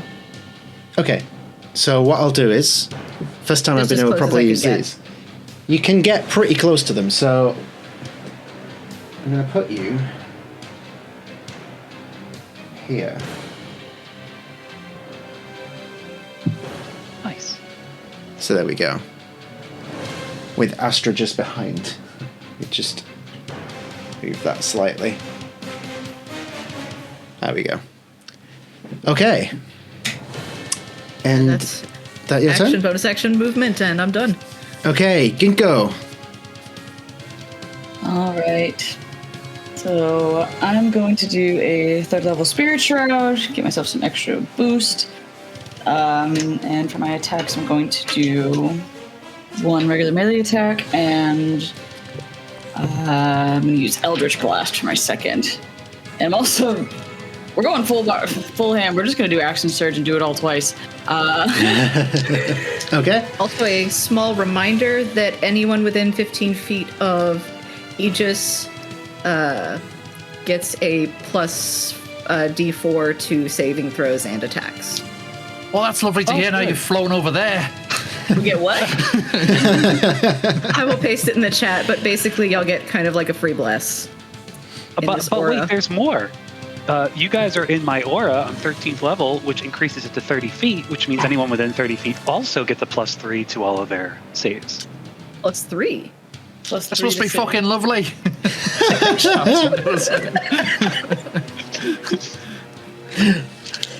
Amazing. Right. You're a big boy now, Gikato. You could just step on over and take it. I'm regular size at the moment. You are regular size, okay. Same All combat. right, so we got So first attack. It's all coming up that side of the ruins. Let's see, we got 23, 23, 29, dirty 20, 27, and 18. Wait, that's Okay. 1, 2, 3, 4, 5, 6. Need 2 more.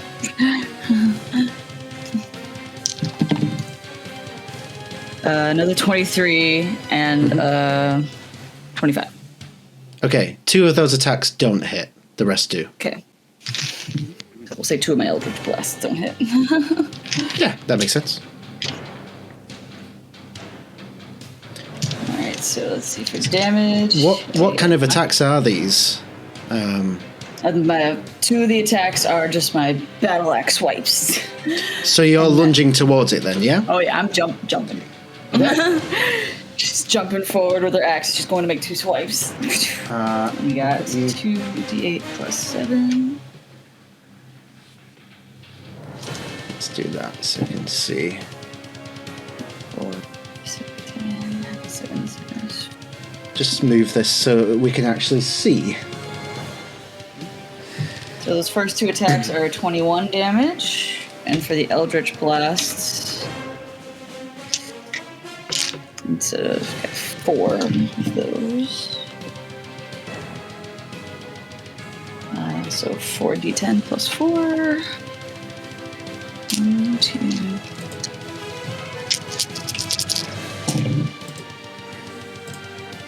8.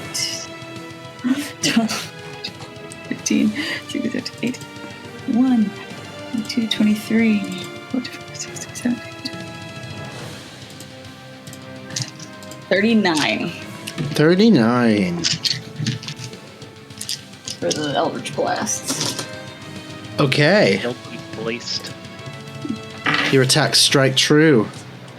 You cut into the form, and as each cut that takes place, you see those maggots that you've seen this whole adventure start burrowing out.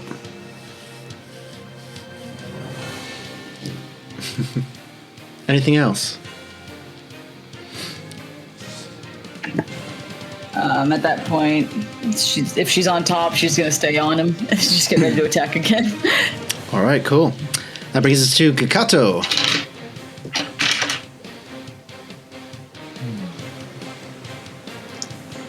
Okay.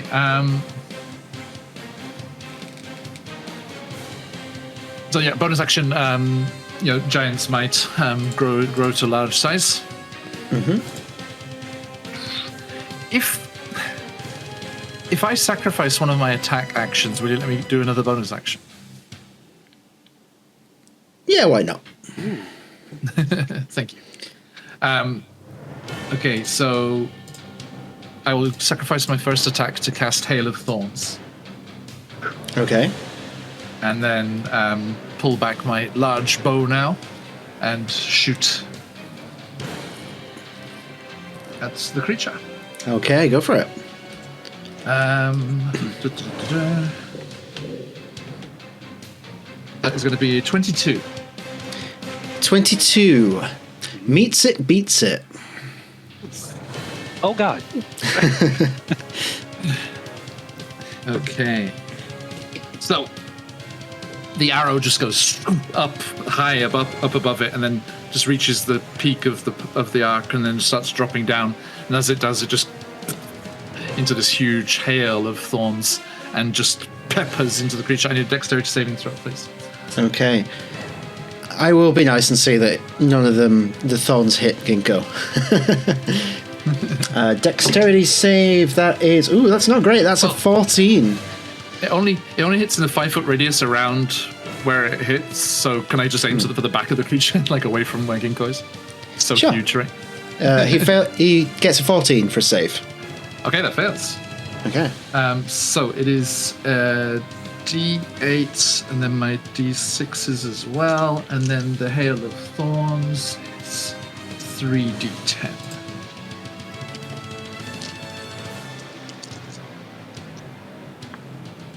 Oh, better. Oh, nice. Okay, those D10s came through that time. That is 19, 28, 47, 54. 54 points damage.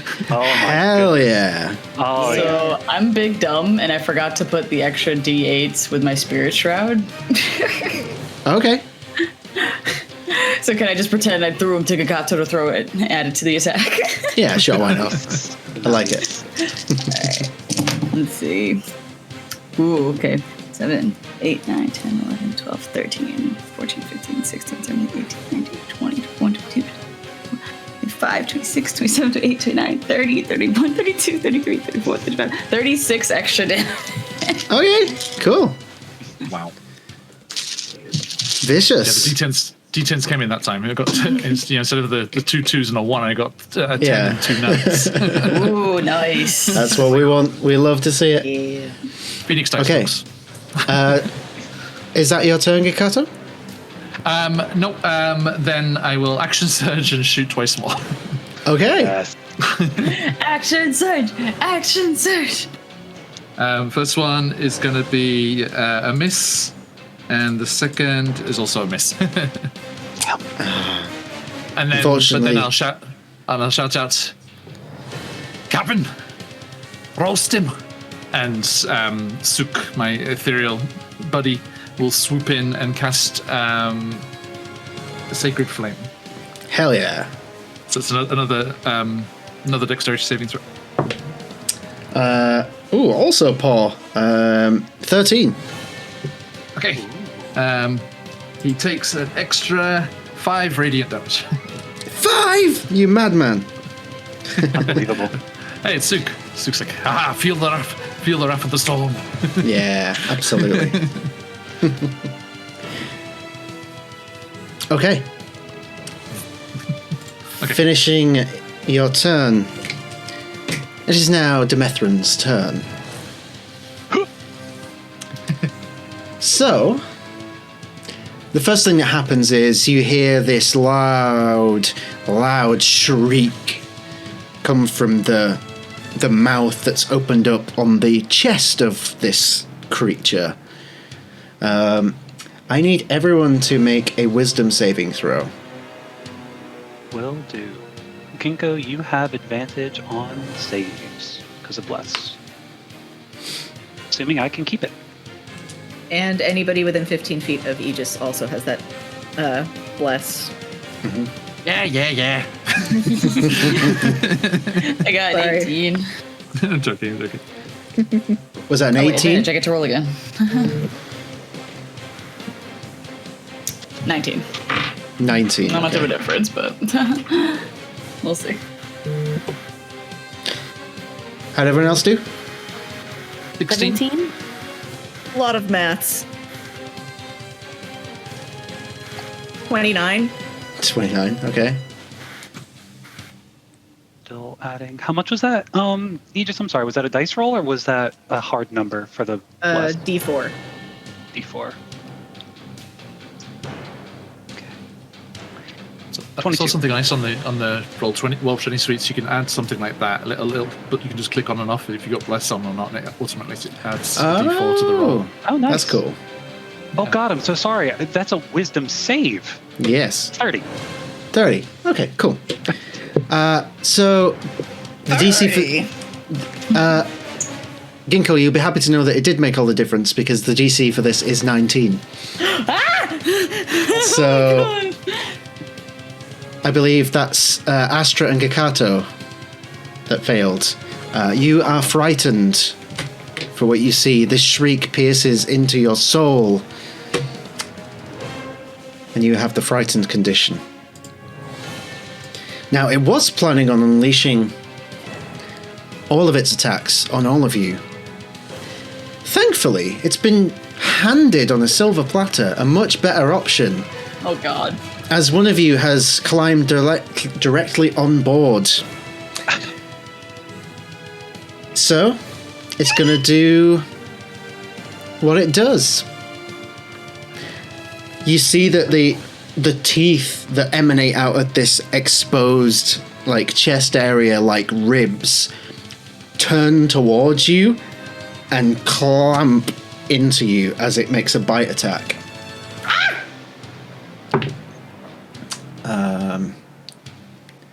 Maths. Ow. That's a 31 to hit. Yeah. Okay. So. Oh, Jesus. Max damage on the rolls. Okay. Okay. I'm Shit. dead, y'all. So that's 33 points Oof. of piercing damage and a dexterity saving throw, please. No dex throw. Oof.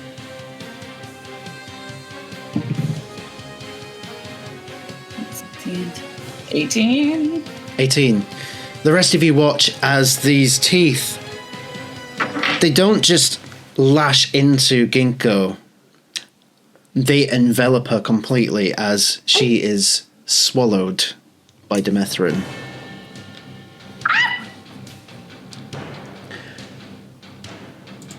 Okay. That brings us to Astra.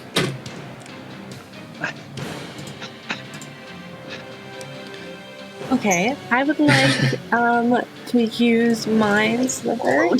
So, can you give me an intelligence saving throw? I certainly can. Oh, that's a D12. I don't want to roll a D12 for a wisdom save. You should do that one. I don't know. Absolutely. Dirty 20. Okay. Then I'm gonna use my bonus action to cast Hex. You're gonna hex him. Yes. Okay. Oh, I don't have my condition rings with me. I could have put one on. Okay, so he is hexed. So that is, with a hex, do you declare choose something? I think. Yeah, The target has disadvantage on ability checks made with the chosen ability. I'm gonna choose dexterity. Dexterity. Okay, disadvantage on dex. Cool. And it's concentration, yeah. Okay. Cool. Anything else? That's all. All right. Hex for Dex, Mai says in chat. I like it. That brings us to the leader of the group, Kamora, at the bottom of the initiative order, leading the way. You know me, I like to lead from the front. Okay, how far from the altar would that jump be, Patch, to get onto Demethrin? You could do it in 20 feet. 20 feet. That's not enough on a standard jump. Okay. Okay, here's what we'll do. I have not used it in this campaign, so I will. I'm going to bonus action Ring of Jumping, which will give me 30 additional jumping feet. Okay. Before the jump, just looking to everybody, and then looking back to Demethrin as it swallows up Ginkgo. Yeah. You've taken one family from me. You will not take this one. Today, a god falls, and we're going to jump with that bonus action and we are going to make 2 attacks with Oathkeeper. Go for it.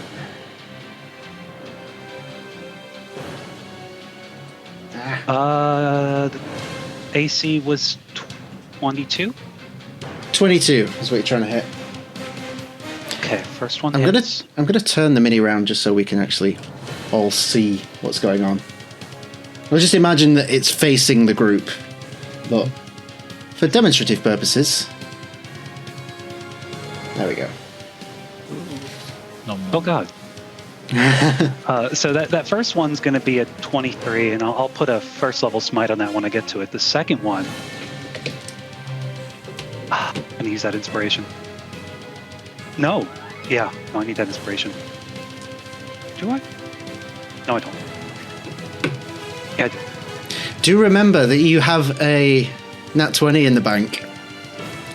I do. Not needed. Not needed. That is a natural 20. Holy shit! I went from a 1 to a 20. Hell yes!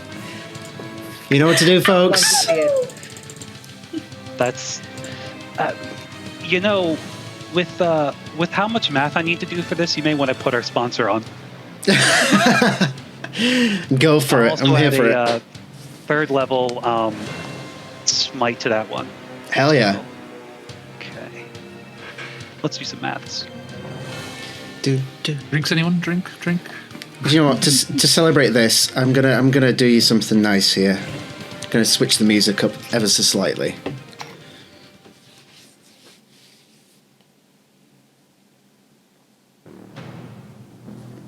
Of course. Had to be done. Of course. It had to be.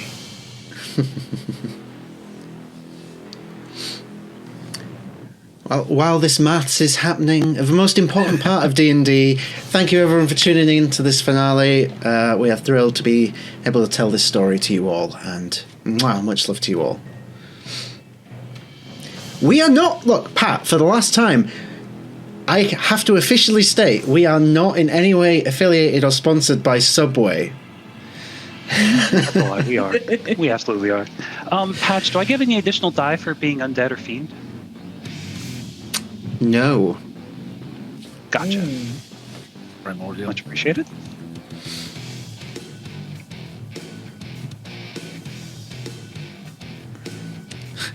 $5 foot long creatures. I mean, this used to be a continent, so it's a bit more than a foot long, but yeah. I see what you're getting at.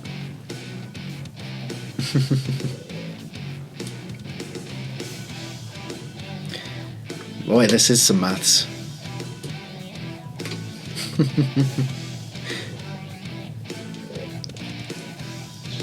Sometimes the digital dice is faster. Sometimes. No, I just like to make you guys suffer. But I'm always going to be an advocate for rolling real dice. Hey, it can never be worse than GM Josh doing maths on a Monday morning. His only day off. Yeah.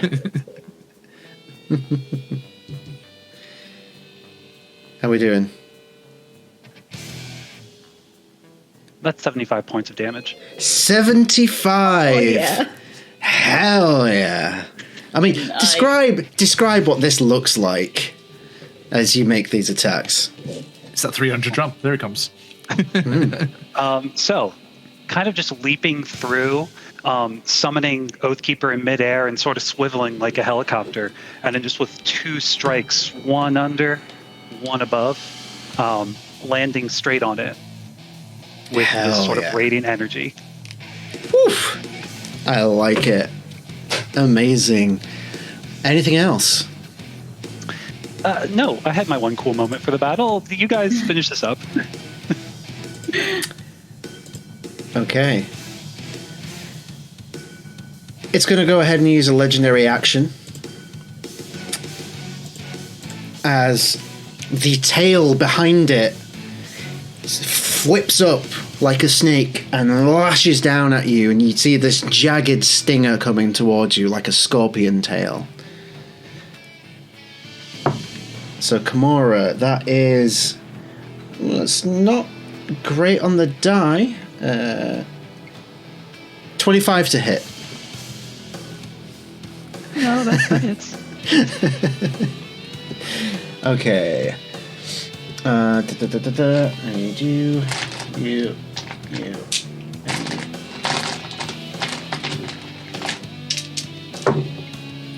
That's fine.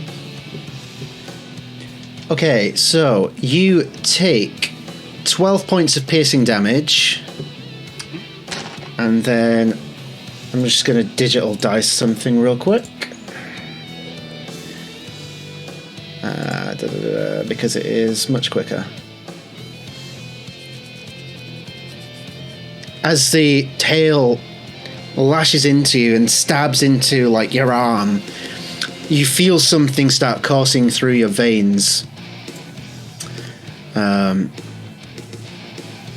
I believe I need you to make a Constitution saving throw. Yep. While I do this.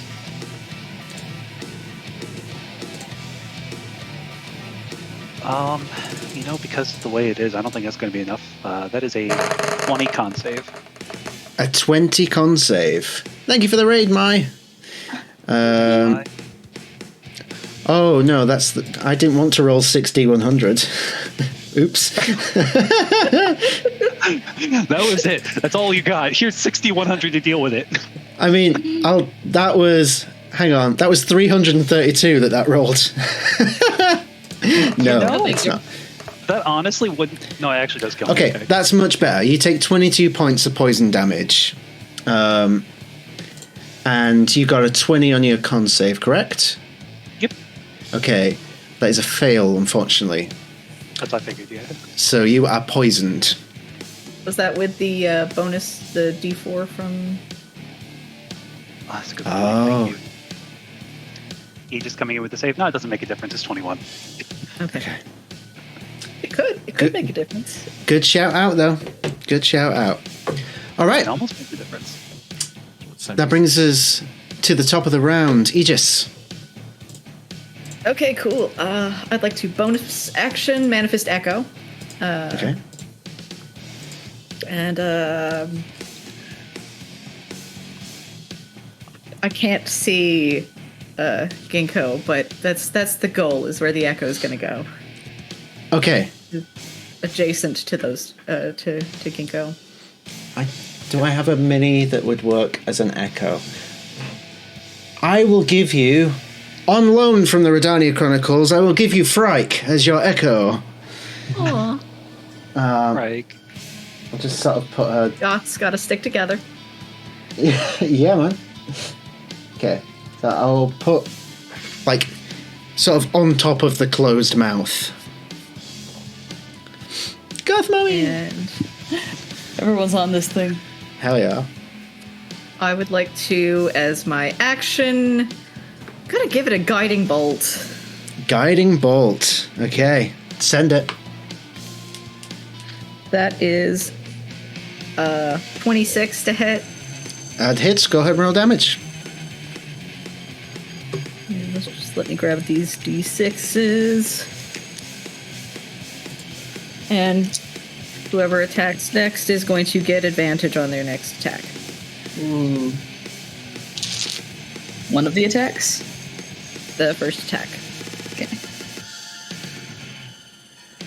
That is 15 radiant damage. 15 radiant damage. Wait, no, it's actually more. It's actually more, because I was about to say, because I'm raging. Yes, I'm the Asimar equivalent of raging. Oh, of course, yeah. Which means... Rage. 15 plus... So that's a total of 28 radiant damage instead. Okay, cool. I just realized as well that when Kimura made those attacks and did all that damage, I needed to make a con save to see if Ginkgo is regurgitated. Unfortunately, the con save was successful. Damn it. But I need to remember that. If you hit a certain damage threshold in one attack against this creature, it may regurgitate anyone it swallowed. Just keep that in mind. Cut your way out, Ginkgo. Cut your way out. Anything else, Aegis? Nope, that's action, bonus action, and I'm gonna, I guess, stay pretty. I want to stay within 15 feet of my allies so that they get use of this D4 to attacks and saves. So. Okay, cool. Ginkgo, at the start of your turn, you take 10 points of acid damage as the insides of this creature begin to start coating your body, and it's like being digested, but at the same time you see the maggots creeping closer.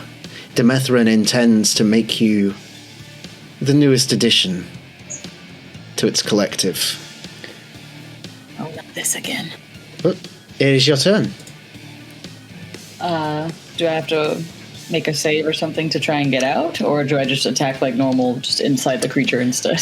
The aim is to, if you can hit a certain damage threshold in an attack, then you may be able to be regurgitated out. 2, 3. All right, I can make 5 attacks without my action surge. No, 4 attacks without my action surge. So let's see what I can do with that. You said it was AC was 23? AC is 22. Oh, 22. All right, so as long as I roll at least a 12 or higher, they hit. And I do have 2 inspirations. Mm-hmm. Ooh, no pressure. 12, 13. All 4. I hit. 5. Amazing. Sorry. Go ahead and roll damage. All right. Good. So I have 2d8. It's 2d8 plus 12 for my first 2 attacks. Mm-hmm.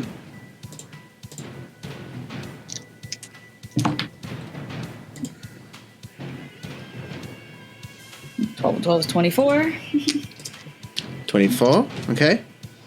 And then for my Eldritch Blast, I get 3d10 and 3d8. Eldritch Blast. And Eldritch Blast. I got the blasties. Eldritch Blast. Nice. 10, 11, 12, 13, 14, 16, 17, 18, 20, 21, 20, and 3d8, 21, 22, 23, 24, 25, 26, 27, 28, 29, 30, 31, 32, 33, 34. For my Eldritch 34. Blasts. Okay.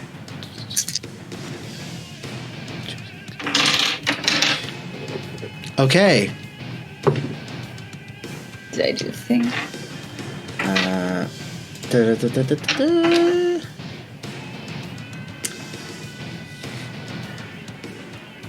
Oh, +9. Forgot to add the +9 Yeah. to the Eldritch Blast. Is there a... Is it no, it's dex checks for the hex, wasn't it? Yeah. Okay, so that doesn't affect this. Okay.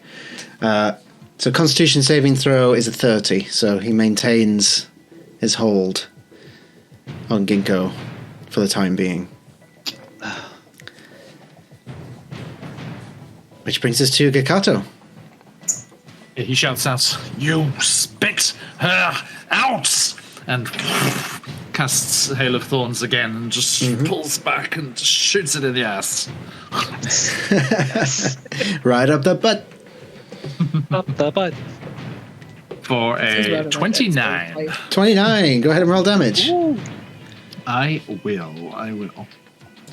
Can you give me that dex saving throw again? Dex saving throw. Natural 1. But it's going to use a legendary resistance to save from it. We're getting the resistances out. That's Still what we want. still takes half damage. Mm-hmm. Okay. Not you. So that is...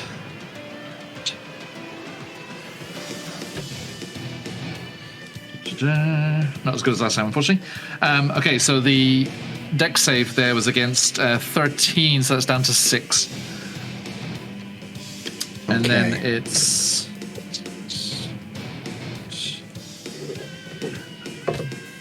And then 18 extra damage on top of that. Oof. So 24 total. Fantastic. And then second shot. Second shot. Welcome to high-level campaign play, everyone. Thanks for joining Hell us. yeah. This is it. That is a 30 to hit. Hell yeah. Yeah. Yes. But just a regular... Is it resistant to non-magical damage? Doesn't appear to be. Okay. Well, doesn't matter. It's not going to be very much. It's just a regular shot. That is going to be 12 extra damage. 12 extra damage, okay. And can you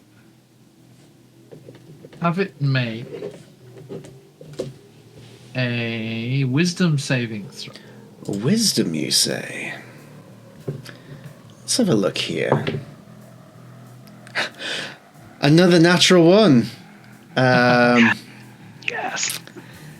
Oh, no, sorry. It's a strength saving throw, but it's still a natural one. It's still a natural one. What does that put it out, though? It's going to be pretty beefy.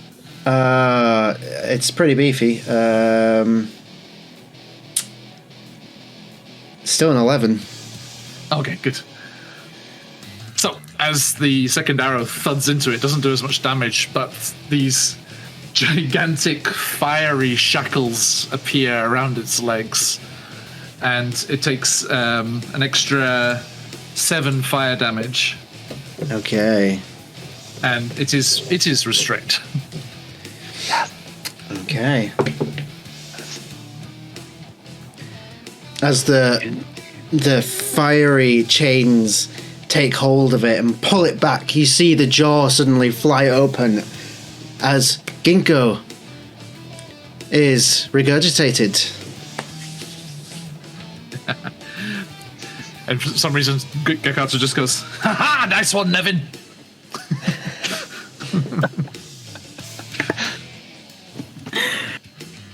All right, let's everyone hop off this thing.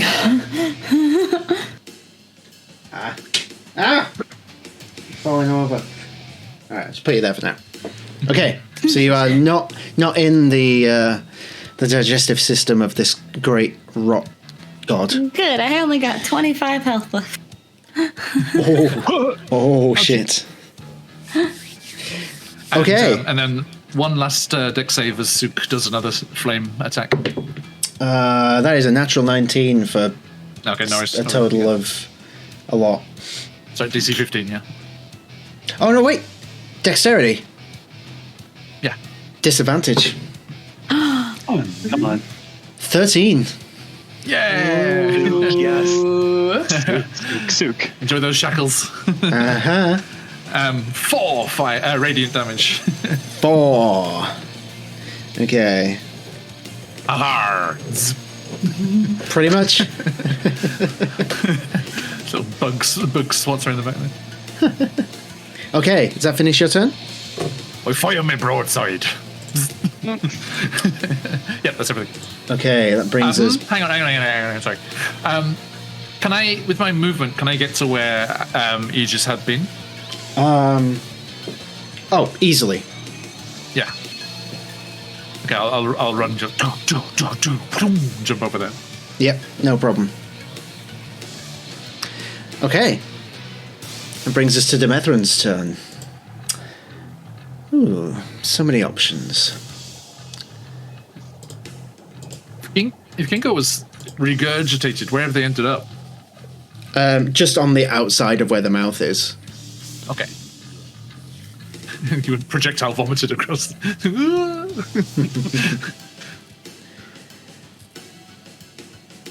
So, what happens now is that the ground starts to rumble again, and burrowing out of the ground, almost looking like tornadoes,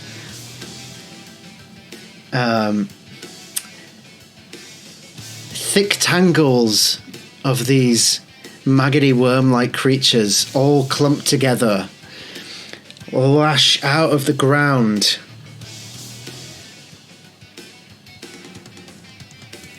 And lunge towards... How many of you?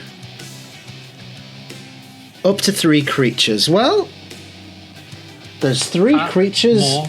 Right. There you go. There's 3 creatures. Well, it perceives 3 creatures on it at the moment. One of them is an Echo Knight. So, does the Echo Knight have its own hit points and stuff? How does that work? The Echo Knight has a single HP. Okay, so at this point... The AC of 19 and immunity to all conditions. Okay. And if it has to make a save, it uses my bonus. Okay, so let's see what happens. As you all... Well,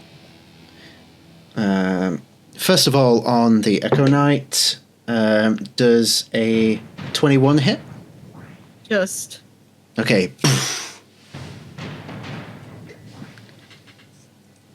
The Echo Knight is gone. Yakato was around the backside, I didn't see. He's like, Aegis, no! This one, Kimura. Natural 2. I'm going to use my inspiration to re-roll. No, Who you don't need that. For a natural 1! Yay! Love to see it. Kimura, you managed to... You use your newfound power. Once again, you shield this this snake of rot out of the way with your weapon. And Ginkgo, that is a 19 to hit. Yeah. That Also, was I hits. supposed to get a magic surge? Oh, you do, but the condition the condition for it triggering has not happened yet. Oh, okay. You know what it is already. Okay. Okay, so that was a hit.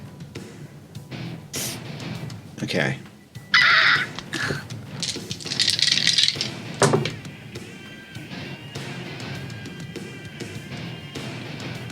You take 16 points of acid damage as this rot washes over you.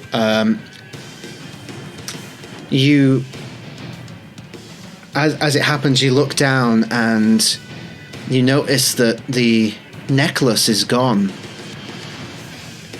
And you've regained your 2 levels of corruption that you had previously. Patch, But at the start of it. Sorry, at the start of its turn, it takes another 9 fire damage from the shackles. Cool. Now, the levels of corruption did give you benefits. You had extended dark vision, and I can't remember what the second one was. I'll figure it out. Dexterity. It was no, it was you were resistant to necrotic damage, I believe it was. But yes, I think yes, that takes a full round of actions. So that brings us to Astra. I was just about to blow a hole through this to give you a path out. I might as well continue with what I was going to do. I'm just going to use Eldritch Blast. All right. So I have 3 beams. So first one was a 17. That doesn't hit, right? Does not hit. 22. Third is a 23. 23 hits. 23 hits. Next one is a... Okay, 13. So only one of them hits. Okay, go ahead and roll damage. It's going to be 10 damage. Okay. And with Agonizing Blast, the beast gets to move 10 feet back. Oh, nice. So, how do I do this without destroying my map? Sorry, you keep moving it further and further. Your whole camera setup is going to get messed up. You can just say it. Imagine. No, I'm a man of my words. I've moved it 10 feet back. Oh my god, we're all closer to Aegis. That's true. No, push it back. Was Astra Closest to within the 15 feet of Aegis? Because that first one had a potential of hitting. Oh, I get plus 4. Yeah, plus a D4. That If you is roll- yes, that is true. So you can Okay. add. Come on, Astra. Come on. So that was a 17. So I can add the that would make it. So Oh wait, 17. Wouldn't it? No. No. plus 4. Oh, I can't. 22. 21. Oh, it was close. It was close. Okay. It's close. Okay. Darn. Good shout out though. Yeah, Good effort. Okay, anything else, Astra? that's all. Okay. Kamora. Oh, sorry, Oh. Patch. You can redo the strength savings right at the end of the thing's turn. Okay. Strength save coming at you. That is a 21. Okay, yeah, just bust out of them. that was the end of its turn, so it was still restrained. When it was Yeah. done. No, that's fine. But no okay. Kamora. Ginkgo has just been regurgitated out next to you, looks, and then is immediately assaulted by this spiraling coil of rot. Looks a bit worse for wear. Sure does. Shit. Okay. So, Can I just rotting. just before, just at the end? Sorry, at the end of Astra's turn, can I use my reaction and activate the stone rune? Ooh. He's like, "Come on, Nevin, do it again." When he sees it bust out of the shackles, and this time, can it make a wisdom saving throw, please? A wisdom save, you say? Can I use one of my advantages to inflict disadvantage? Yes, you can. So that's...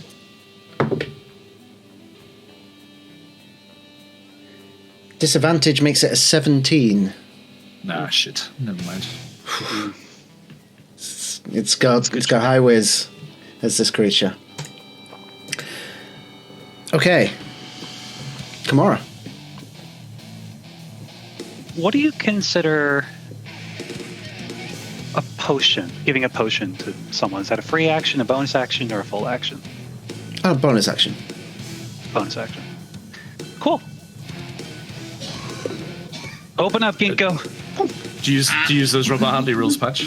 You can use a full action for the full healing. Oh no, I've never even heard of that. Okay. Yeah, Interesting. Robert Hartley does that. It's like if you use your bonus action, you roll like normal because you spill some. But if you use your full action, then you can automatically get the max from the dice. Ah, I like that. It's nice, That's right? good. Yeah, you take the time Yeah. to drink it properly. Okay. Duly noted. Just, instead of like Fortnite, just like. Yeah. I actually need my full action, so unfortunately, Ginkgo, that's only going to be a roll for you. Damn. But it's looking good. It's looking good. It's kind of good. You will be getting back 13 HP. Nice. And I I'm think back at 22. I think she'll just look down. We need to get the necklace. We need to get to the altar. Everything we're doing right now is just a distraction. We can't beat it on our own. You've seen what we're trying to do. I'm going to provide that distraction. You get everyone up there to the altar and make sure we get that necklace. Patch. I want to use my full movement to dive into Demethrin. And with my action, cast Dispel Magic. I don't know if that's going to work, but I'm going to give it a try. I'm going to try and take that Dispel Magic and just remove any of the rot that's already currently affecting folks. I don't know if that's a skill, an ability, but I'm going to damn well try. If not, I have Remove Curse. That probably won't help it, but Dispel Magic is the only best one I have. So what's your target for Dispel Magic? I was thinking, like, I don't know if the rod is like an ability or a skill, like the tendrils that have come out, but I was trying to like dispel magic it so that it would either break the concentration on it or do something to that effect. It's a stupid idea, but I think with your understanding of this creature and everything, all the experiences you've had up to this point with the rot, I don't think Kimura would believe that would work. That's fair. Yeah, no, that's fair. I think you would have the insight on that. That's a good point. I appreciate that. Then you know what? We'll use a 4th level spell, Banishment. All right. What save does Banishment involve? Banishment is going to be a Charisma 16 from you. Charisma 16. Natural 19. All right. We had a good run, guys. I'll see you guys in the next round. Go ahead, Aegis. All right. Good shout, though. So, before we get to Aegis, actually, at the end of the round,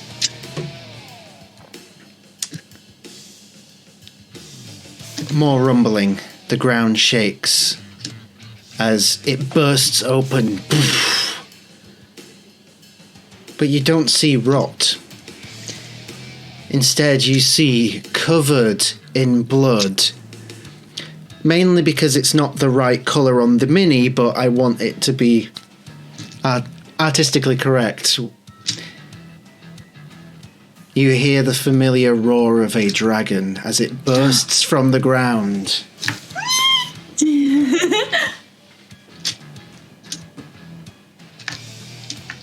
Hi, Dad. Dad!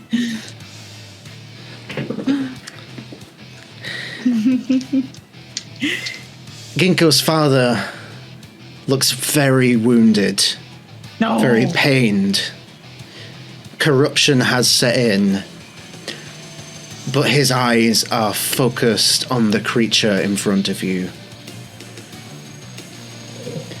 As he lunges back and attempts to bite into Demethrin.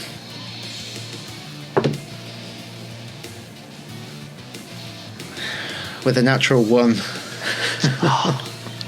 Can I give him one of my inspirations? You know, sure.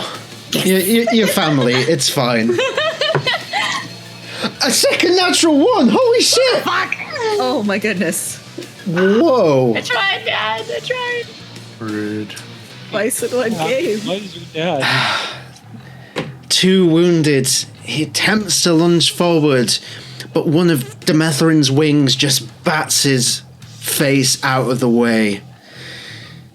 But he stays there, floating in the air, resolute. Looks down at Ginkgo. We have to win here, for your mother's sake. Aegis, back to the top of the round with you. Oh, I would like to, as my action, summon an aura of vitality. So you see these, like the usual, like black shadows that would have, you know, like him and his sister. They're just kind of sprawling out in like this fog around him, and going to use the bonus action to heal Ginkgo for 11. Gonna action surge and summon my Echo Knight again, right next to Ginkgo, and then use the action to. So I'm just marking down everything on my sheet as I go.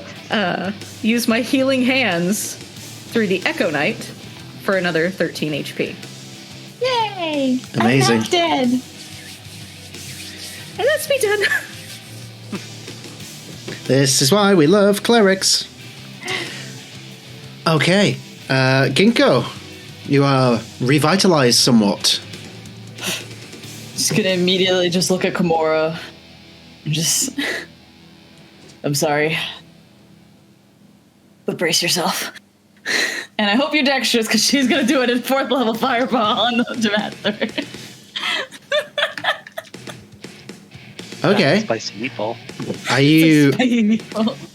What does this look like? Like, how are you casting it? And, like, Oh, she's immediately. You almost see the glow of the golden wings start to shift behind her. Her dragon wings start to emanate, and she takes the deepest inhale, and smoke billowing out from the top of her before she just lets it loose right into his mouth.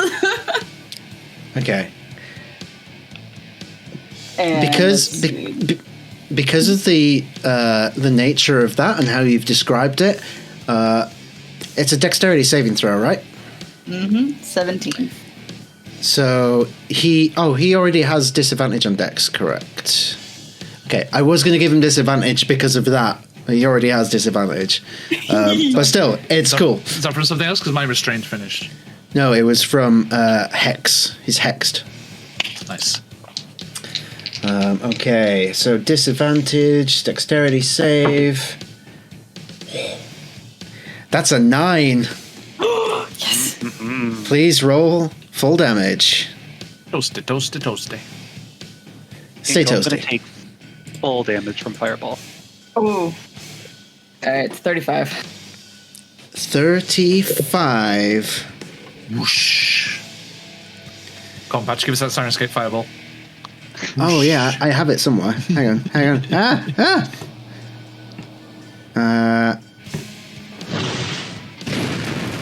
There we go. Nice. There we go.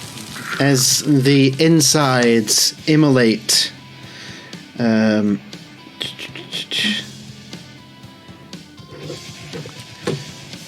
sorry, Gamora. I'm sorry. Not gonna lie, that was kind of hot. There it is. I'm not sure that means what you think it means. Which way are you taking it? I love a woman that can kick my ass. Yep, nothing wrong with her sense of humor.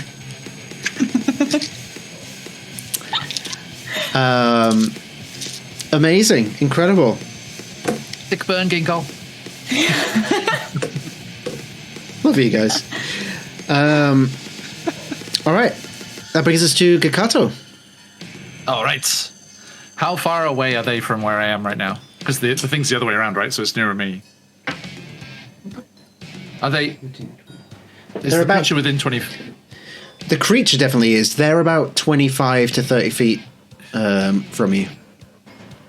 Okay.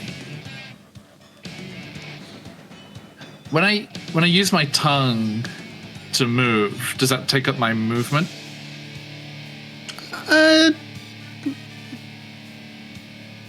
That's an interesting question. Usually, because when you jump and stuff, it takes up your movement, doesn't it? Yeah. Could I get next to Ginkgo in a move in 30 feet? I think with 30 feet, you could get on the other side of like where the jaw is. So you'd be not immediately next to, but like 10 feet away.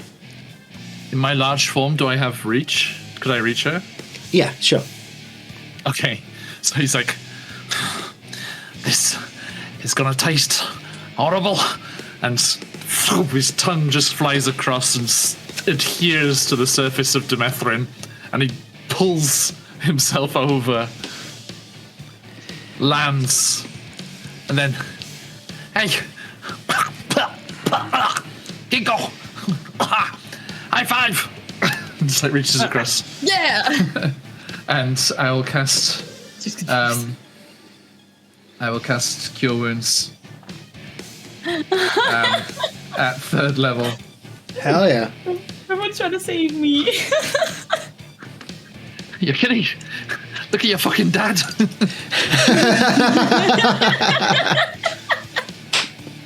That is 21 points of healing. Nice. I'm almost at full health.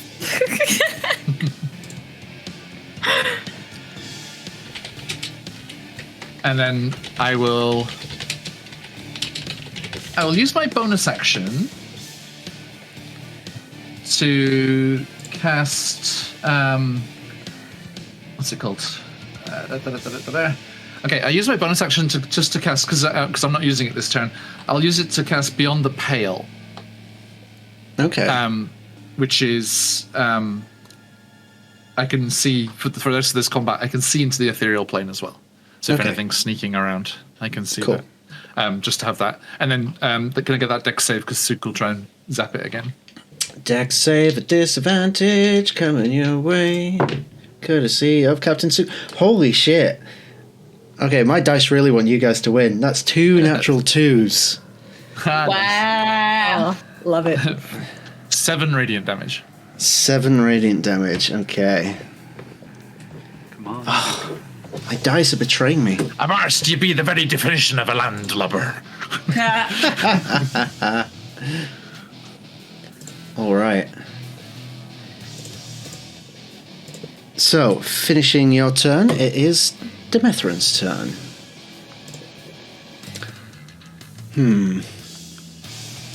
We've got this group of people. 4 of you, Hanging out on his mouth. literally. Let's have a look here.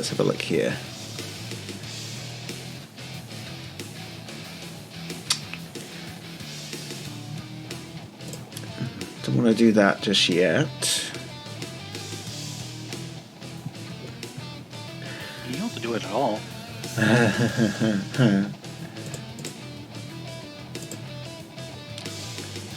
Okay, it's just going to unleash a full round of attacks, so... First of all, the teeth turn towards, let's say... Daddy. Sorry, Ginkgo. No! No! The teeth go towards Kimura for a bite attack. Called a snack before. That's a 34 to hit. You know, yeah. Also, was it a nat 20? You what, sorry? Will you let me know if any of the attacks are a natural 20? I certainly will let you know. Thank you. So that's 24 points of piercing damage and a dexterity saving throw, please. Yep. Where the f were you with the fireball? I'm sorry. 26. 26 is a success. So, the creature bites into you. It does not swallow you. You're able to clamber out as it tries to. You next see, like, elements of the body just seem to peel off from it and try and crush. Let's have a look here. We'll go for... does it know that that's the Echo Knight? Okay. So it seems to disregard the Echo Knight at this point. So there's a crush attack for Ginkgo and a crush attack for Gikato. So, Ginkgo first. 22. Yeah. So that is...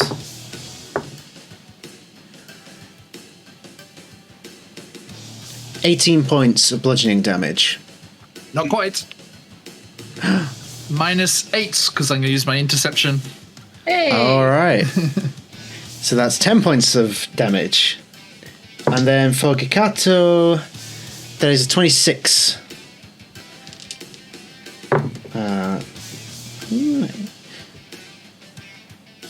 17 points of bludgeoning damage. Gotcha.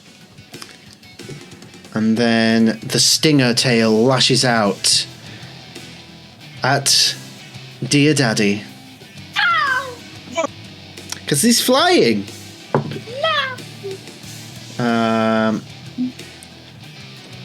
Alarmingly enough, misses. Yes. Because Go. I... Go. Do you know what I think it is? These are my Carlin dice that I'm rolling with. She doesn't like evil gods. They don't get on, so... Why? Personal experience, I'm sure. Just a little bit. Okay, that brings us to Astra. This creature is definitely not a humanoid, right? I don't know, maybe. Yes. 100%. All right. Well, I'll use it anyway, but it won't be as cool as if it succeeds. Can you give me a Constitution saving throw? Constitution save. Certainly can. 33. Can I use my inspiration to inflict disadvantage? Certainly. Okay. 32. No. Well, you still take half. Oh, that's Okay. 70 plus 30. It's the finger of death. If you were a humanoid, you would be my zombie afterwards, but that's not going to happen. So. Finger of death is You're gonna awesome, though. Goodness. Yeah. You're going to take half of 65. Half of Nice. 65. Okay, so that would be 32? Yeah, 32. Nice.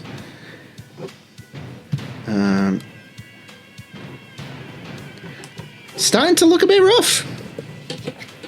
I'm starting to. Lovely. I suppose at this point, Gakato, you finally see Astra shows her true colours with a finger of death.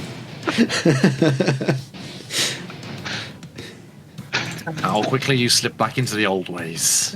Who said I ever slipped out? Ooh. Damn. That's inspiration right there. Come on. Anything else, Astra? That's all. Okay. Kamara. Ginkgo, are you on the platform or are you still on Demethrin? It's still on I'm pretty sure I'm Demethrin. still on Demethrin. Okay, lovely. Action, lay on hands, 60 HP. And What? you get 60 HP back. 6-0? 6-0. Well, definitely at full health now. Then, bonus action, spiritual weapon. Okay. What form does your spiritual weapon take? This time, instead of it being the lightning that comes down, and it being the greatsword, her father's visage, I imagine in a giant form with this very ominous glowing eyes, and sort of this cloudy figure appears and stakes down just a larger form of Oathkeeper. Sick. And that will be...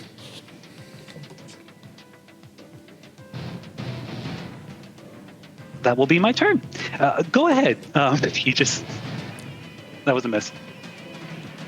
I will remind you, you still have your banked nat 20.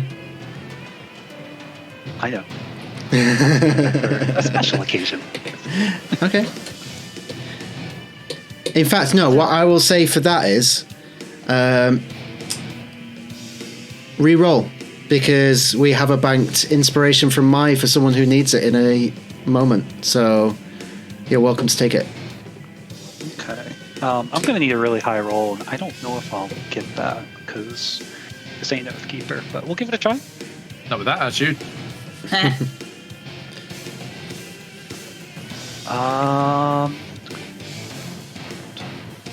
Yeah, that'll do it. 25. There you go. Go ahead and roll damage.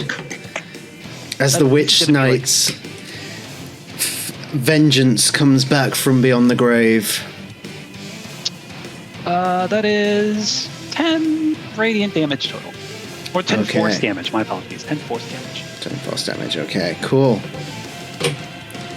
All right, Aegis. Okay, so went ahead and just rolled stuff for y'all.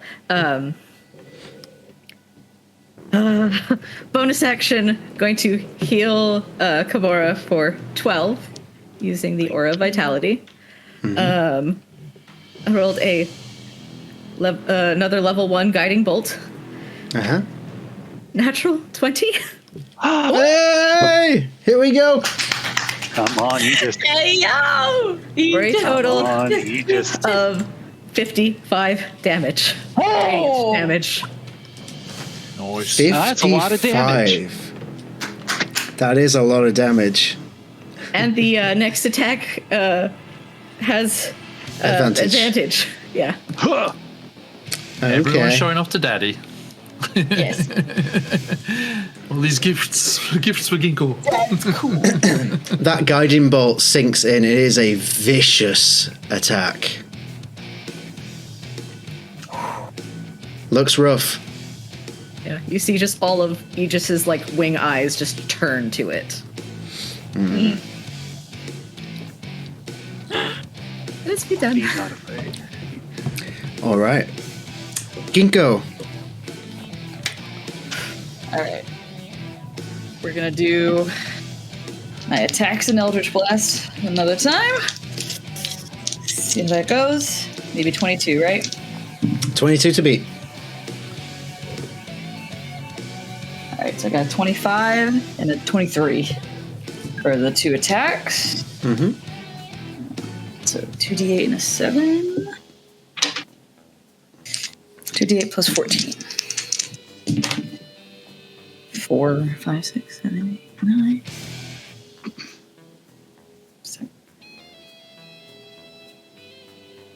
So 21 for the first attacks, and then for my Eldritch Blasts. Eldritch Blast. Can I use my inspiration for one of these? Because 2 of them hit, but the third one didn't. So Sure. Did you roll for advantage for the first attack? I did not. So would I roll for advantage for this instead? And just hope that that one just rolls better the second time instead of using the inspiration? Yeah, sure. Sweet. Nice. Okay.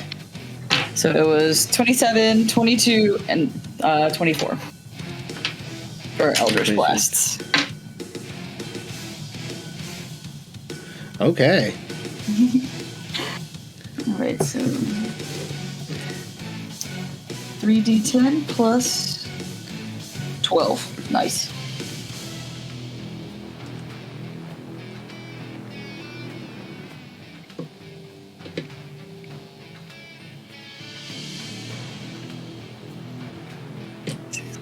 And 36. So 38 damage 38 damage. for the Eldritch Blast. Okay. Oh wait, do I still have the plus d8? No. I don't think so. One Sex Blade Blast? Okay, anything else? Nope. That's all I can do. All right. Gikato. Okay. He's going to look around and see like Kimura and Ginkgo looking a bit better, and he's like, right, easy come, easy go, and tongue back over to the other ledge. Yes. Blah. Over to the altar. Is that your shit? Could I go there as easily? Yeah, sure. Okay, so I'd be near Aegis. Yeah. Ah, yes, let me bathe in your Finally. righteous glow. Yes, get the D4, please. What's that on, Aegis? Saves and attack rolls. Okay, nice. So, and then he will spin and shoot. Spin and shoot. First, cast Hail of Thorns first. Okay. As the bonus action. Mm-hmm. Although I'm out of 3rd level slots now, so I'm down a bit weaker than before. Okay, first shot. Yep, it's going to be a 28. Okay. So that is those 2 and that one. And it's the D4 is just to a hit, not to damage, right? Yes, just the to hit. Yeah. Thank you. Okay, so there's the Giant Smite and the Favorite Foe, and then the bow itself, and then down to 2d10. Okay, that is going to be 10, 26 26. Nice. on the first one. My second shot also hits with a 30. Uh-huh. And that is going to be only 8 extra. Okay. And finally, Captain Suk will swoop in, so that dex save, please. Dex save. Disadvantage. 9 again. Okay, 4 radiant. 4 radiant. Okay. It's looking great. Yeah. Is that your turn? Yep. Okay. That brings us to Demethrin. What is he going to do?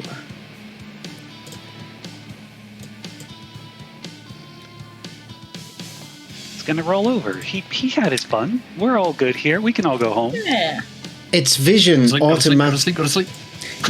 This thing doesn't appear to have eyes, but for the audience at home, we see that its vision centers on one of you that it didn't really bother about before as it looks over at Aegis. Aegis, you start to see magic apparating off this creature. I'd like you to... Hang on, let's have a look at this.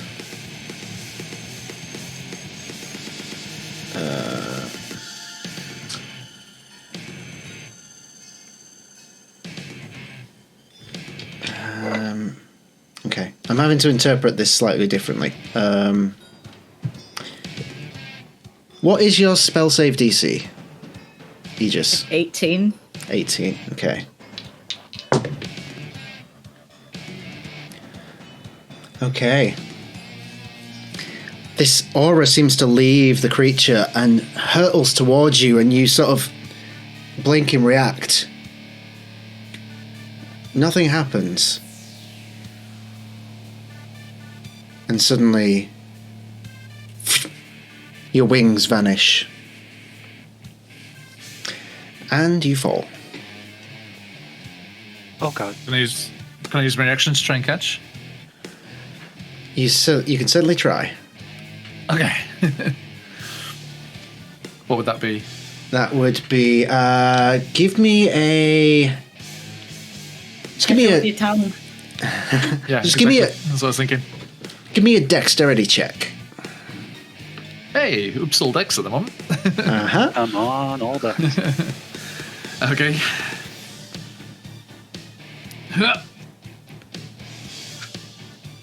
I'm going to use my last inspiration. Okay. Come on, come on. It was only a 10. And that is an actual 20. An actual 20! Thanks for the So- inspiration, chat. Please describe to us how you save Aegis from plummeting into the rot clouds below. As the wings probably disappear, each is probably just like quite deadpan, just goes, oh no. Just starts to fall, and it's like, no, don't you take that aura away. The tongue just lashes out and just grabs Aegis around the waist. He just blushes. Okay. I got that. They're not going anywhere. I got You got him. You pull Aegis back up. Mechanically, I've placed Aegis next to you. Yeah. Yeah, Astra.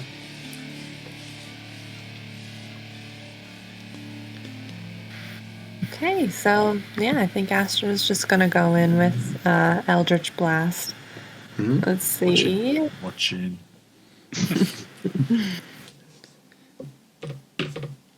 We got 16. Nope. That's a miss. I think Kikato's got like a Ghostbusters type like weird gadget thing. It's like measuring, Eldritch hag bullshit meter. It's like So I got a 22 and a 25, so 2 of them hit. Nice. Two of we them got? hit. Okay. Go ahead and roll damage. Yeah. 8 and 5. 3 and 5. Okay. 8 and 5. 8 and 5, sorry. 13. Okay. Yeah. All right. Anything else? Nope, that's all. Okay. Kimura, it is your turn. Go on, get that 20. Use all those smites. We are. Finish I'll extend the use of the Nat 20 for the first attack. And I will roll a second attack and a bonus action polearm master butt attack. All right. Butts. I just realized I have all my d8s here, so we're gonna resolve that later.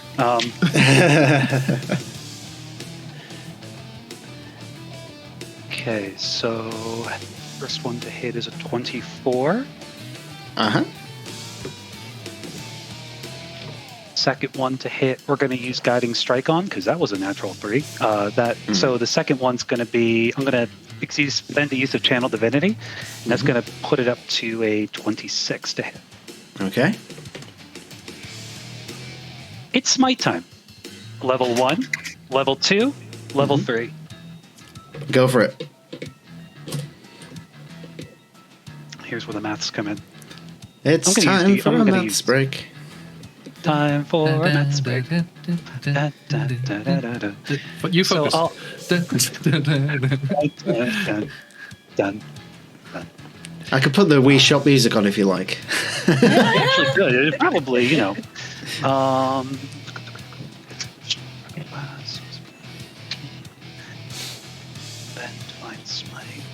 This is actually going to be a lot. Hold on. Give me one moment. I'm going to do this on D&D Beyond.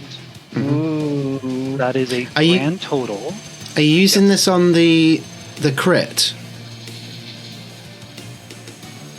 So for the crit, I know that the weapon gives me an additional 68 when I crit for its ability. So that'll be the 68 there.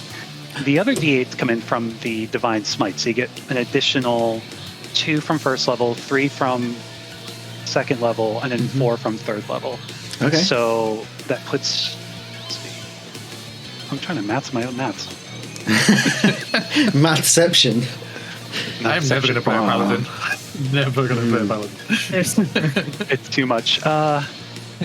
Plus the improved Divine Smite, that's going to be 20 d8. 20d8. It's probably the biggest roll we've ever had on Quest Junkies. How much of 160? Sorry in advance. Patch, Uh-huh. that is a combined total Yes. of Uh-huh. 117 damage. 117 damage. Oh, that's so cool. That's definitely the record on Quest Junkies. Hooray! Kimura. Oathkeeper in hand. You feel the energies bursting through it. You feel the presence of your father within the blades, the Witch Knight. Please tell us how this goes down as you lay waste to this form of rot.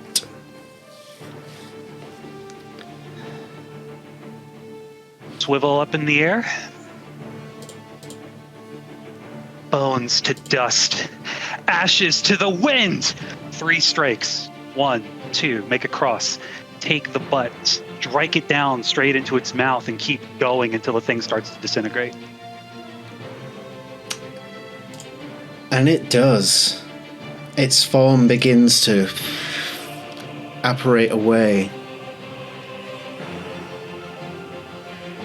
You hear the cries of 1,000 different beasts as it does. Its form mangles and twists and turns until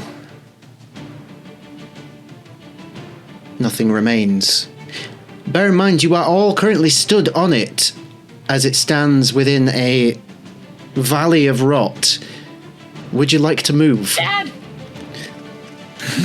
yeah. Dad, help! Yes.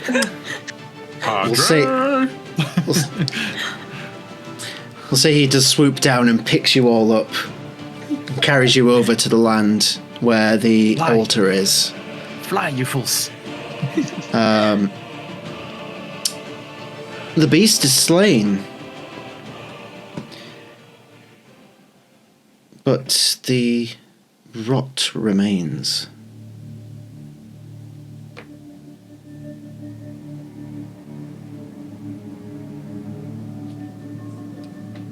We're out of initiative, so I'll switch us back over.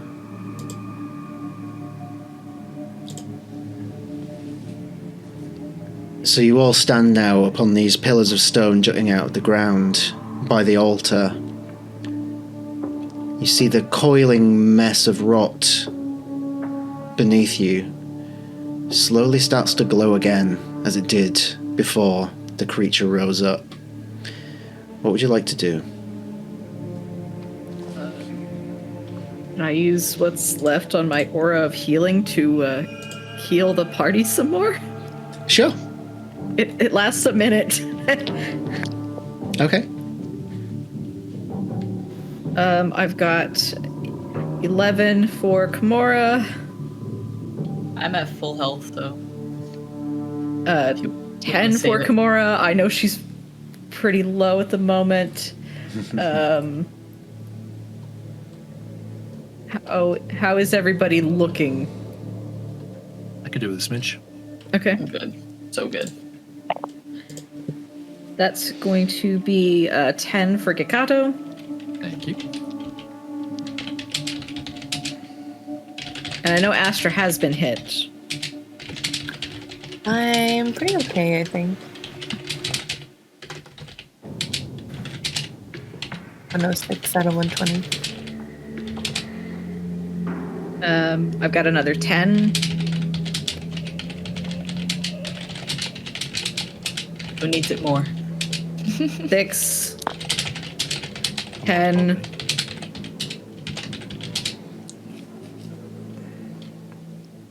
And the last one is 9. I'll take the 10 if that's cool. Hit the 9 if it's going.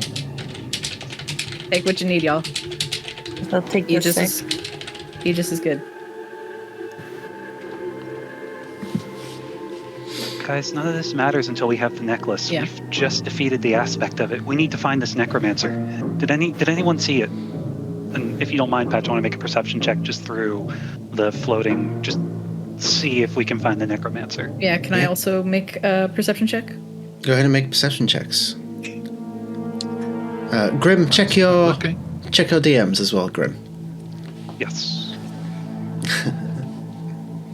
30-20. Dirty 20. Very good. 23. 23.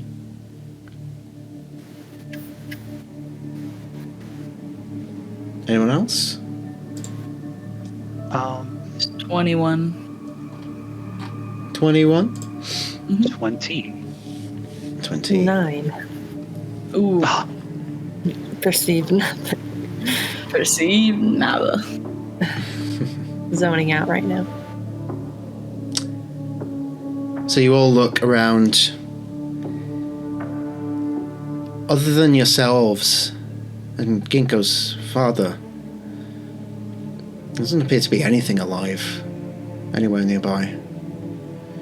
And then you look down at the rot as it begins to glow just a little bit brighter. It might not stay that way for long.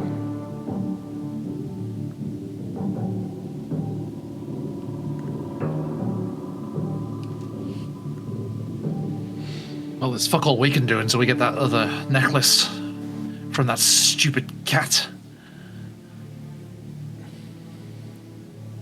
How do we get Kinko, it? how's your father doing? Is he up for a longer flight?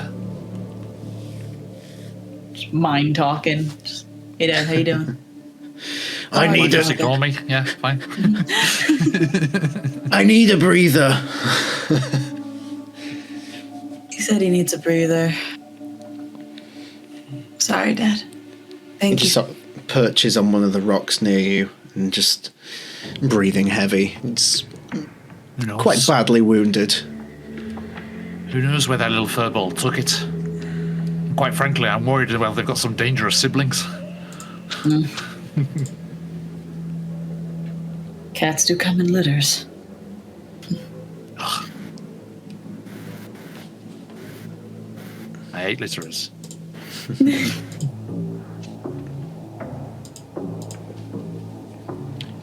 Look, there's nothing we can do. We've bought us time. We've driven off that moldy old bastard. Until we've got the other necklace, there's no point in being here other than just getting killed. Well, let's go, brother. We'll find a way out of here and find him. What else are we gonna do? There's no other way to seal it, right? Kamora? Speaking of daddy dearests, any insight? There's another... I'm not willing to take that chance, but there is another way. We wouldn't need the necklace. What do we But I'm need? not willing to take that chance yet. Well, what else is there? There's no time to go get the necklace. Someone has to be sealed with an Oath Keeper, and that may not be enough. They needed both items in order to use the sealing ritual. But if you don't have one, if two become one, the rot continues. The only other way is if it takes another. I would have to perform the ritual.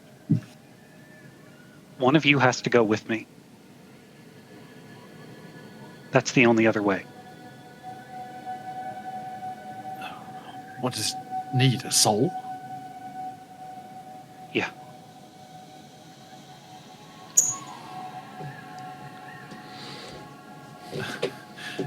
Gikato I'll looks do to it. Suk.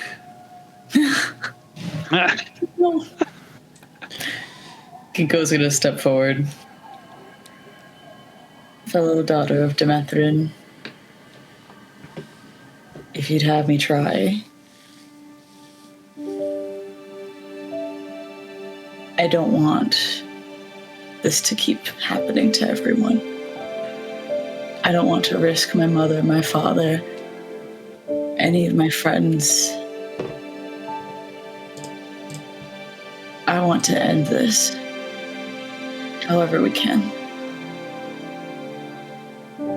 No, And I will Ginko. do what I must. Ginko, no. You heard what your father said. Your mother needs you. My father also said to go be a hero. I'll save much more people this way. Look. You belong here. You have people here. People to be with, people to go on living with. All my people are already gone. I'll go. And I'll meet the others. No. Brother, you have everyone here who's fought with you. Your people aren't gone. Just extends a massive paw because it's still in the enlarged form. I'll thumb wrestle you for it. Pulls out her axe. May I make a third offer? Oh yeah, please, yeah, you go last. Laura, if I were to be sealed in the sword, would you be willing to pass that sword on? Or sacrifice for it, whatever. Would you be willing to pass that sword on to Baba Yaga? No. I don't think she would have in mind what this necromancer has in mind. She tends to collect things, and I think it would bring her great joy to have your sword. Come on. The lesser of two evils is not always the better thing to do.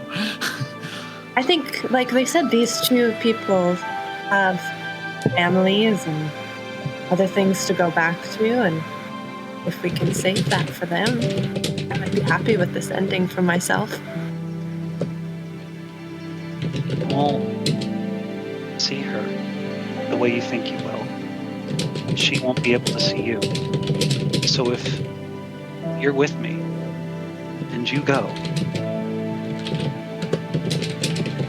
won't be there anymore. It'll just be a trinket. It should be me. I serve death. Let me make it right. You have to make our funeral rites. You have to live the longest. The cat's back with the necklace. Get him! Not quite. Sorry. You have to live longer than the rest of us. We already paid you for it. Look at this. Look at us all here with our gifts to give, our debts to be paid, our heroics to blunder into.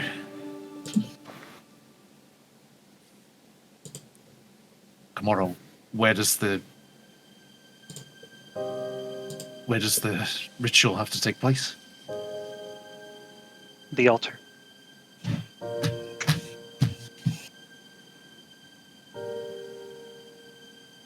She kind of looks around. Where are we stood now, Patch? You're all stood before the altar.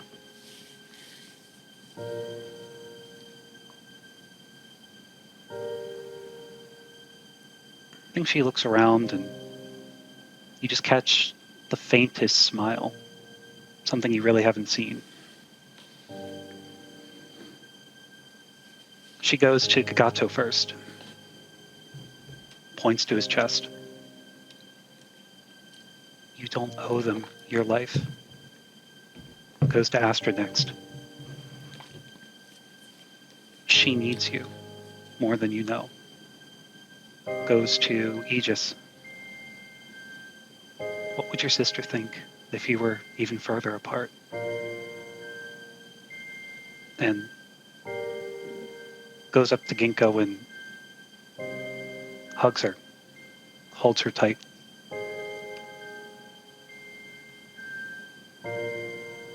There are so many things we have left to lose. And if I lose you, I don't know that the afterlife is worth it. And she takes a step back. I love you. All of you. I need to be part of this. But I don't want to lose any of you. It might be more potent if all of us were here for the ritual. We might have a better chance at it. But I can't live with the fact that I would be separated from you. I spent so much time trying to find Dad that I didn't think about what that meant to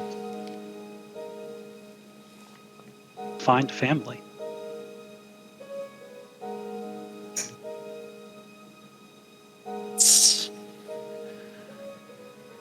That's the way of things, Gamora. The comings and goings. The different fellows you meet along the way. And any parting will only be a physical one. Trust me. I know how connections can linger on. Look. He puts one massive claw on Gamora and Ginkgo's shoulders. Demethrin needs its daughters.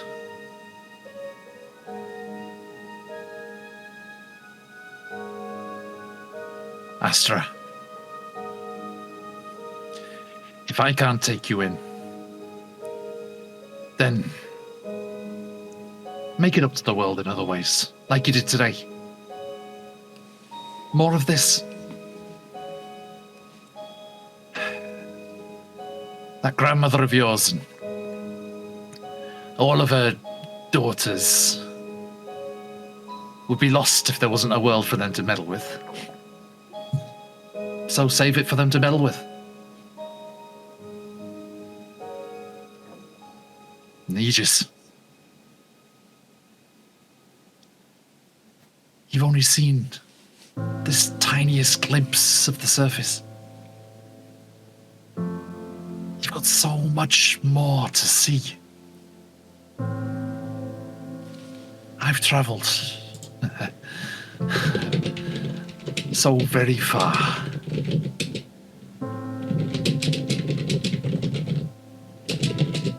And I've gotten so very tired. And as he says that, the giant's might wears off and he shrinks back down to medium size. And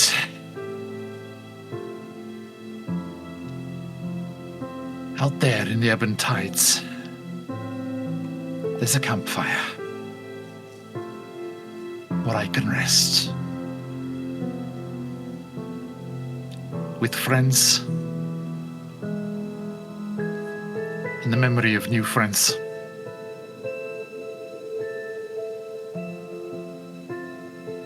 And the anticipation of everything you'll do.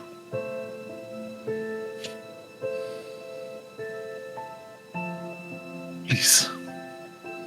He just kneels before Kikato, like tears in his eyes. Of all that died in the courts of knights and magic, that night, let me save this place. If Gekado will allow it, Aegis will rest his forehead against his. And just kind of brace his shoulders and say, "May you find the rest you seek."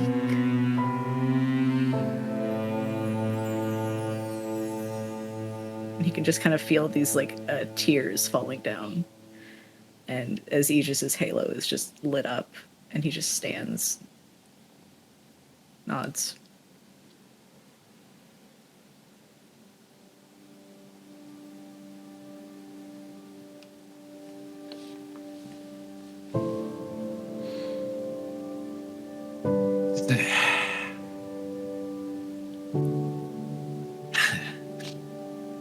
This is a grand place, this. Glad I found it. Glad I found you. Kinko's gonna hug her brother. Tightest, warmest hug she could possibly give. Tail.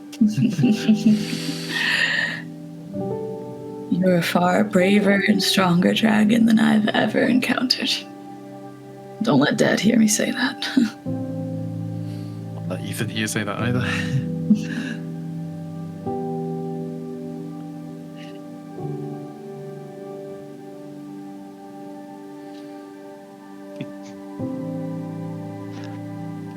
When you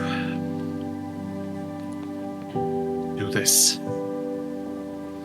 seal this shit away and go on protecting your land. Daughter of Demethrin.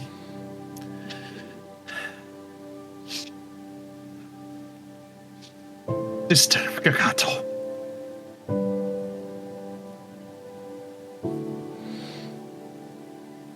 Love you, brother.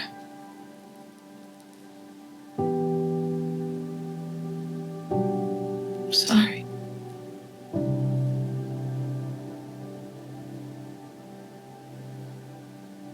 No. It's the best thing to do.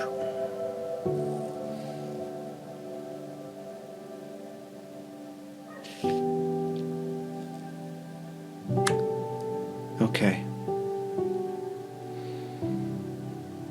Time is running out.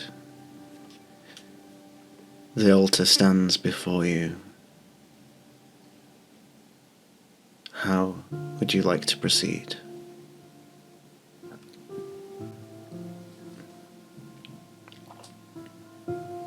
Kimura's going to smile one more time and look at everyone. Aegis, I gave you 4 for a reason. Looks over at Kikato. Astra, tell Baba Yaga you had fun. Ginkgo. To the east of Cathermand is a home. There's going to be a half-elf and 2 little twins waiting for you. Tell them I said hi.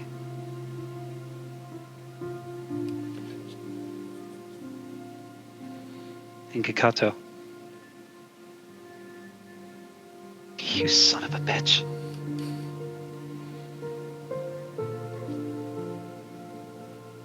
If we go together.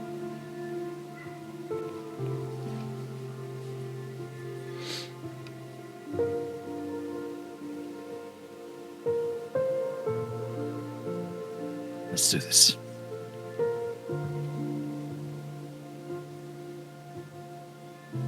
I'll summon Oathkeeper. And if Kikato will come there, I will reenact as the drawings did. I think that's the only knowledge she has. Okay. Maybe she'll listen in to Oathkeeper, see if her father can at least speak to her one last time for the ritual to give her the guidance to make it happen. As you prepare, you do hear the voice of your father, the Witch Knight, in your mind. I am with you, daughter. Yeah. I'm proud of you.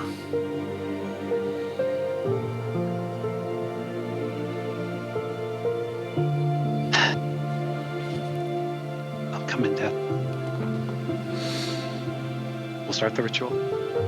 Kikato, as the ritual's going, turns and says, hope this can take you as far as it took me, and gives Ginkgo his cloak of protection. If I'm not going to catch you, no one is. And he gives Astra the hat of disguise. And as unshakable and unmovable as death. And gives Aegis the immovable rod. He just kind of clutches it to his chest. It's lighter. Are you sure about this? As I've ever been about anything.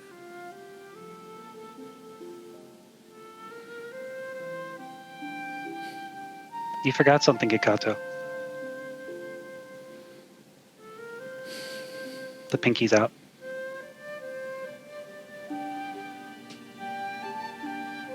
Okay. I love you guys. Let's start the ritual. Okay. Holding Kikato's pinky the whole time.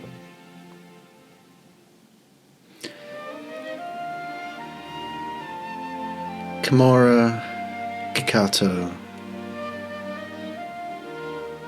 begin the ritual, recreating what they saw on the carvings.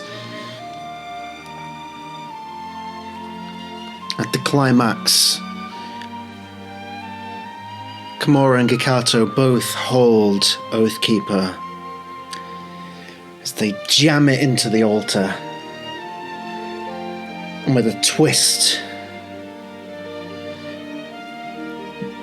Aegis, Ginkgo, and Astra, you see light begin to emanate from them. The wind starts to pick up, and you see it looks like the spirit is being pulled out from their bodies and slowly being drawn into the blade.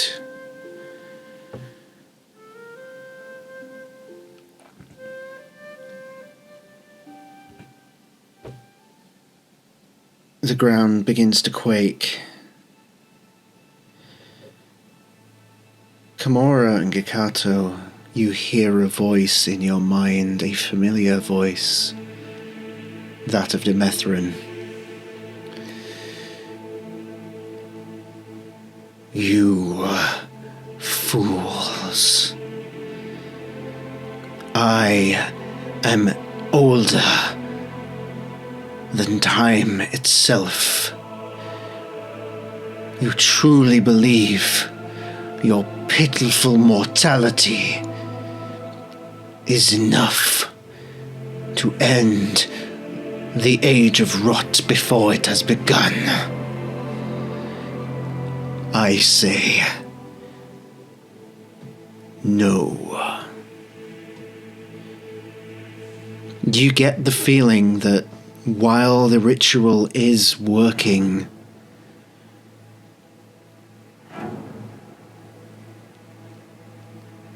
it might not be enough. And that's when you feel something else. Something grab your hands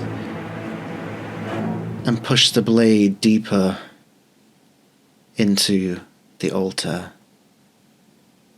As Ginkgo's father wraps his tail around the hilt of the blade,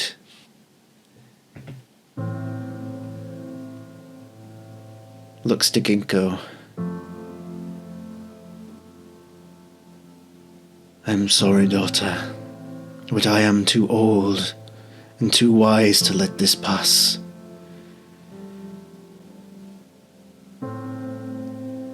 You only have mortal lives. I have lived for centuries. Let me help make this right.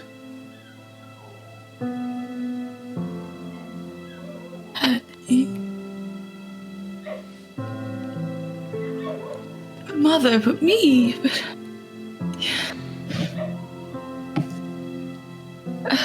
I could trust no one more with her protection than you, dear daughter.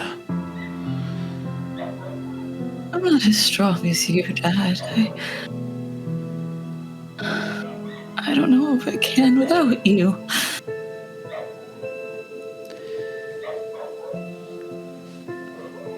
His head comes in close and his long neck comes right up to you.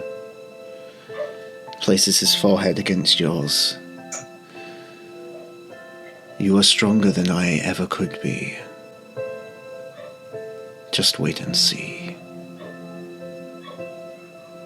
Protect her for me.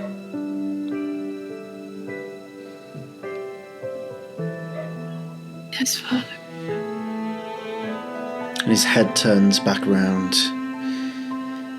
And with one last push, Oathkeeper lodges further into the altar. The wind picks up further. You see now that the spirit of this ancient dragon begins to be pulled into Oathkeeper.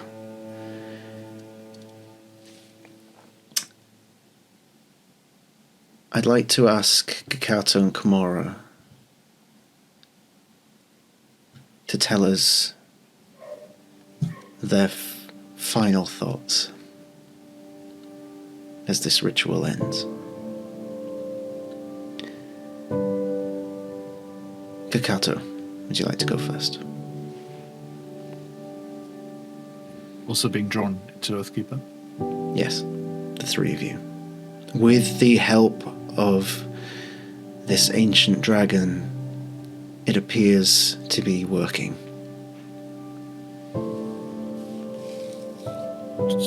Just before Gikato leaves, is focused on making it work and making the ritual work. But just before he leaves, his eyes flit up to the sky, beyond the clouds, where he thinks the Concord Jewel will be waiting.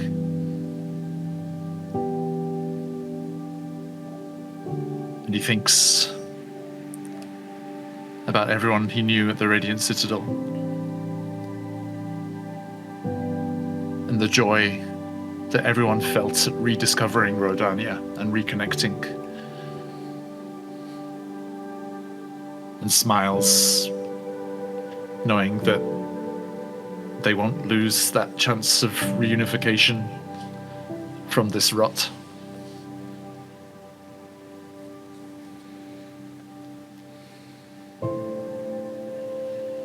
And then as he disappears, can we move on beyond that? Or just stop there for the moment? The floor is yours. As darkness takes him, the last thing just before he disappears, he looks at Aegis.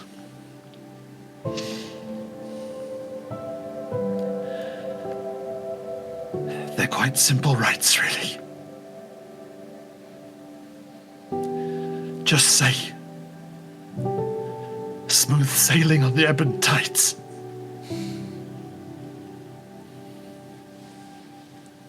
He reaches out a hand.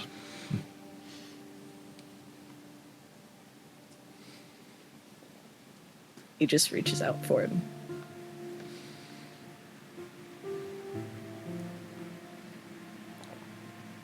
I think Aegis's hand just goes through as it just becomes incorporeal, and the mist just gets drawn into the sword, into the weapon, and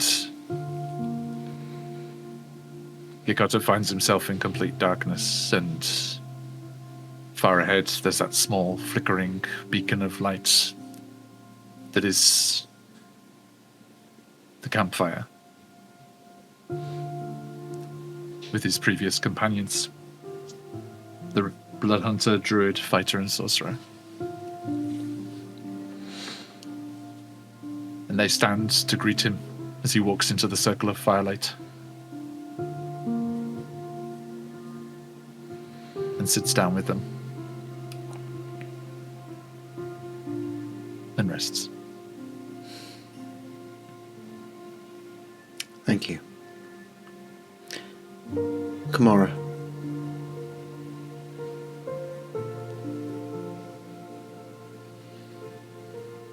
If you'll permit, as Gikato is absorbed, and as Kinko's father is absorbed, and she's just holding it with one hand still, turns to Astra and Aegis and Kinko, and she'll smile as she reaches a hand out. Whoever takes it, she just reaches it out. Not for help, but to assure you. Kinko's gonna take Moira's hand. You just will reach out and grab the other side. She runs her palms against both of your cheeks. This is just the beginning. I'm kind of jealous, really.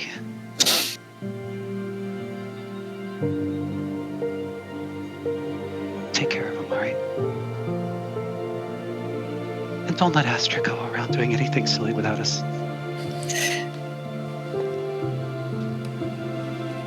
I love you. Her body fades, and she feels her hand being held by her father. She's a little girl again, walking on that same beach her father took her every single night. She looks up at this shadowy figure that's her father,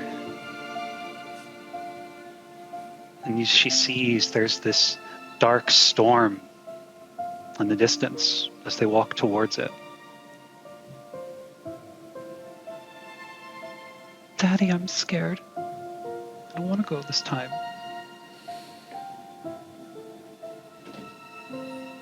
As they walk closer, she becomes herself again and sits on the beach, only this time her father is Oathkeeper, and lays Oathkeeper down. She puts her hands on her knees. I think the storm starts to clear up.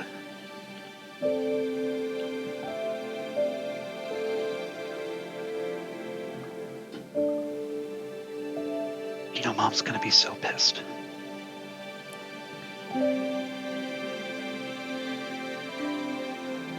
But they are going to be so amazing. You know, I think mines are better than yours. And as the storm rolls over her, she closes her eyes and thinks of the Demethrin 5 one more time.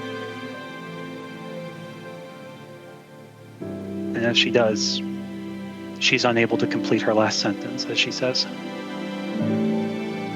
"Not much longer, Gakat." Fades, disappears.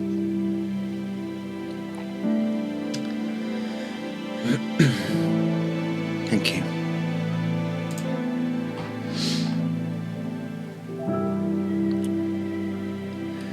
While this is happening, Aegis, Ginkgo, Astra, you look back and you see the rot cloud that had built up. You see the limbs starting to reform of Demethrin once again,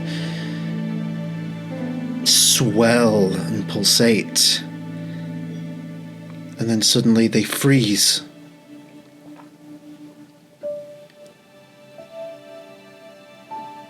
And just become dust on the wind.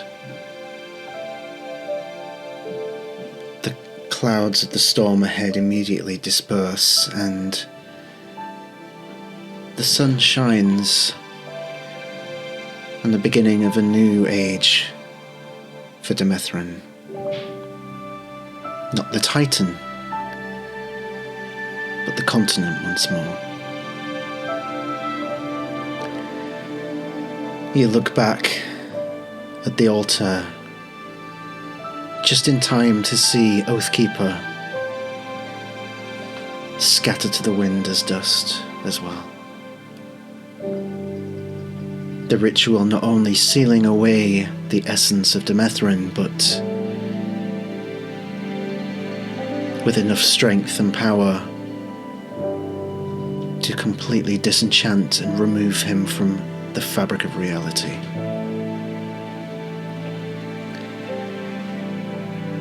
But that came at a cost. The three of you look across the continent now that it has cleared, and devastation has spread across the lands. You look to the south, and you do see Cathermand still standing, but uncertain of its condition.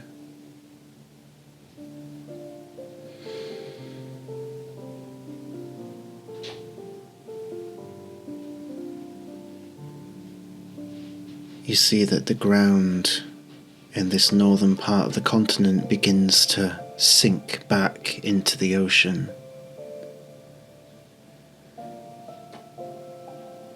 Thankfully, a Concord Jewel arrives, piloted by Io, the Agenasi monk, friend of Kakato, and you are all able to clamber on board.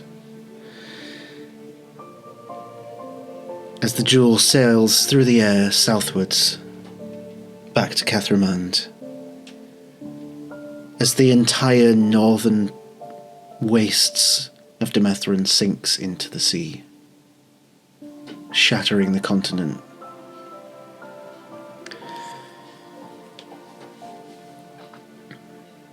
Now, Cathermand, while devastated by the events of this campaign, over time does begin to rebuild.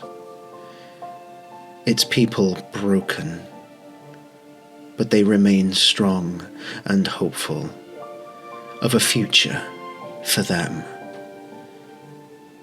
Over time, the continental borders between Demethrin and Redania are shattered as they call for aid and open diplomatic relations between the continents. And Redania gladly accepts.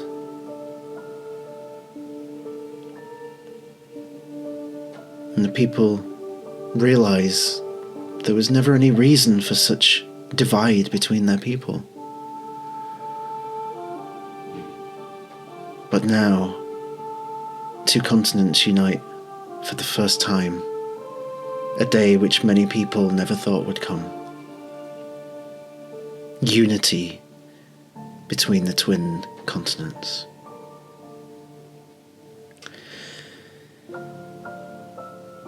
So now, we come to the final epilogue of this story. I'd like to ask our 3 remaining members of the Demethrin 5 to tell us what lies on the road ahead for them. Who would like to go first?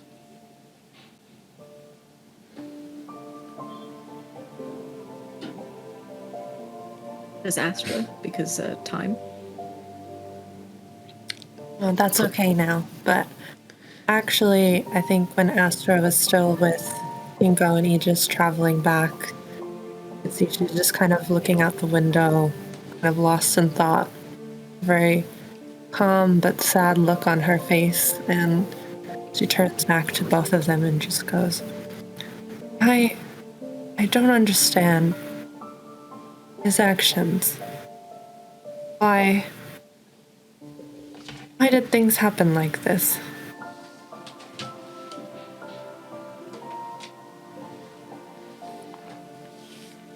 Things happen as they're meant to. There was no reason for them not to choose me. I'm vile. I've done horrible things. I would burn the world in her name. And now you have the chance to heal it instead.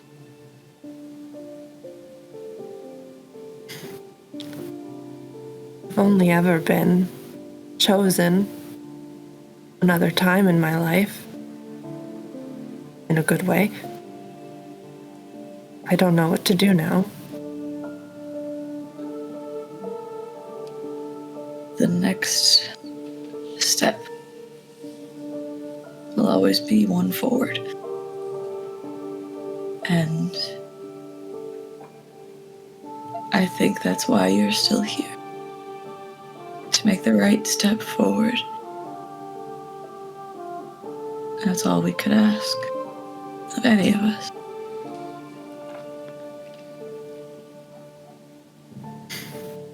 Astra just kind of looks off into the distance for a while, and after a very long silence, she turns to Aegis and goes, I'd like to know more about death.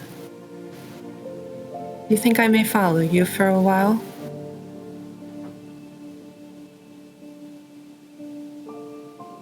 He just smiles and nods.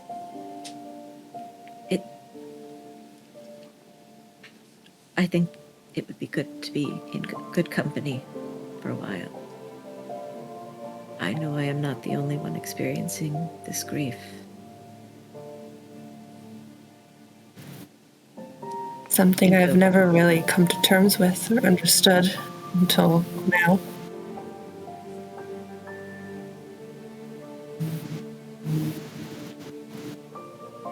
Have much grieving to do for many deaths. Ingo, will you join us? I think from there on... Oh, go ahead. Go.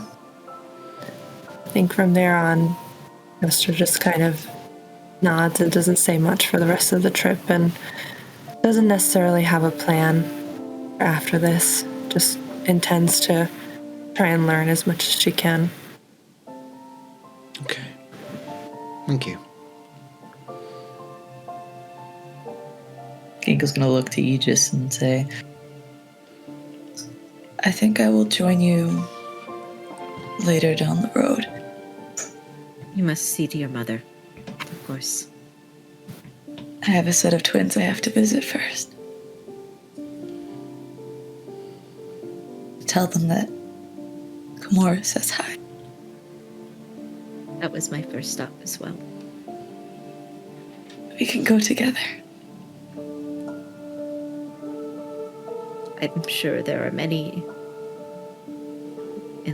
left behind from the damages that can be healed. So that's my plan, to see the world as Gikato wanted and maybe help people along the way. All we can ask, right? A step in the right direction.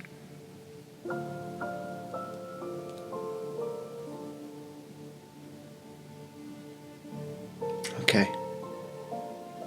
So eventually, you make the journey to that house. You knock on the door, and a half-elf opens the door.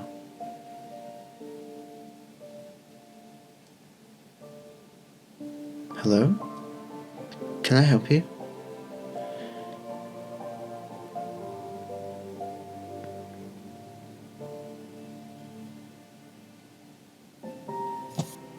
Ginkgo's gonna kind of look to Aegis, being the professional in this department.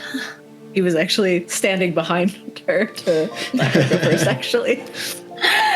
She's gonna stand there just... Hi. You don't know me, but I'm a friend of Kimura's. Oh. We're all friends of Kimura. Oh, is she back? And then she sees the look on your face, and her expression changes very quickly. Oh, gods, no.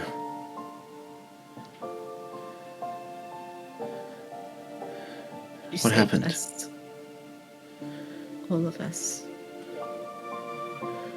Saved everyone.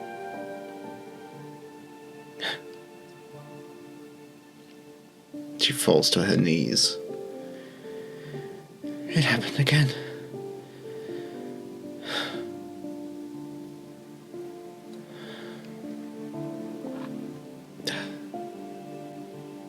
And about this time, two twin girls come running around the corner and stop, looking at Ginkgo. Wow, she's pretty. And look at that axe. This looks so cool. Did you want to hold it? Mom, can I? Mom, why are you crying?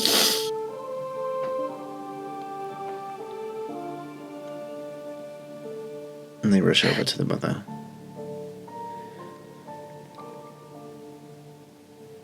He just goes to his knees, like across from her, and just offers his hand.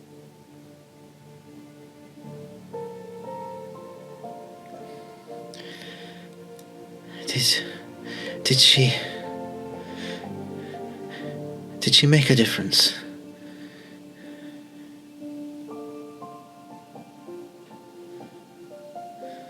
Keeper's work is done.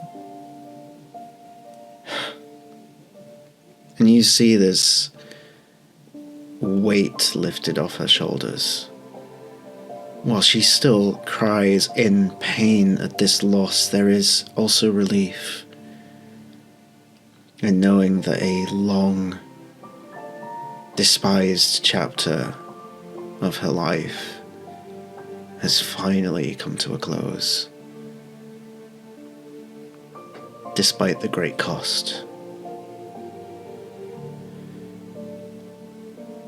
Thank you.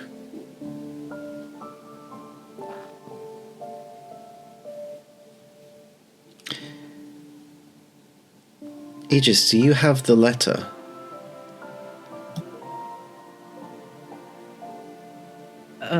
I can't remember who. I think Kimura had it. Mama took it home. Oh, nope. There we go. Okay. So, we'll say, given the head start that you guys had with the Concord duel, there's suddenly a... as you all turn around and see Mama approaching the house with a letter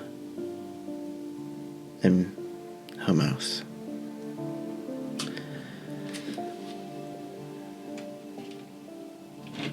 So, we'll close this session tonight with a letter from Kimura. Would you like to read it, or shall I?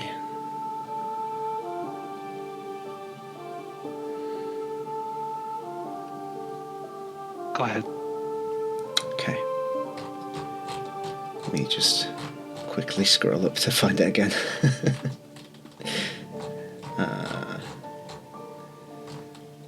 You see that as she takes the letter, she's still on her knees, but she brushes her hair back. And she reads the letter from Kimura.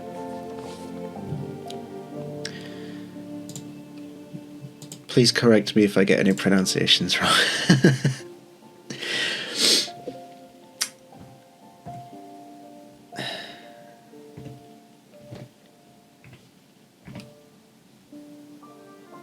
Hey, Mama.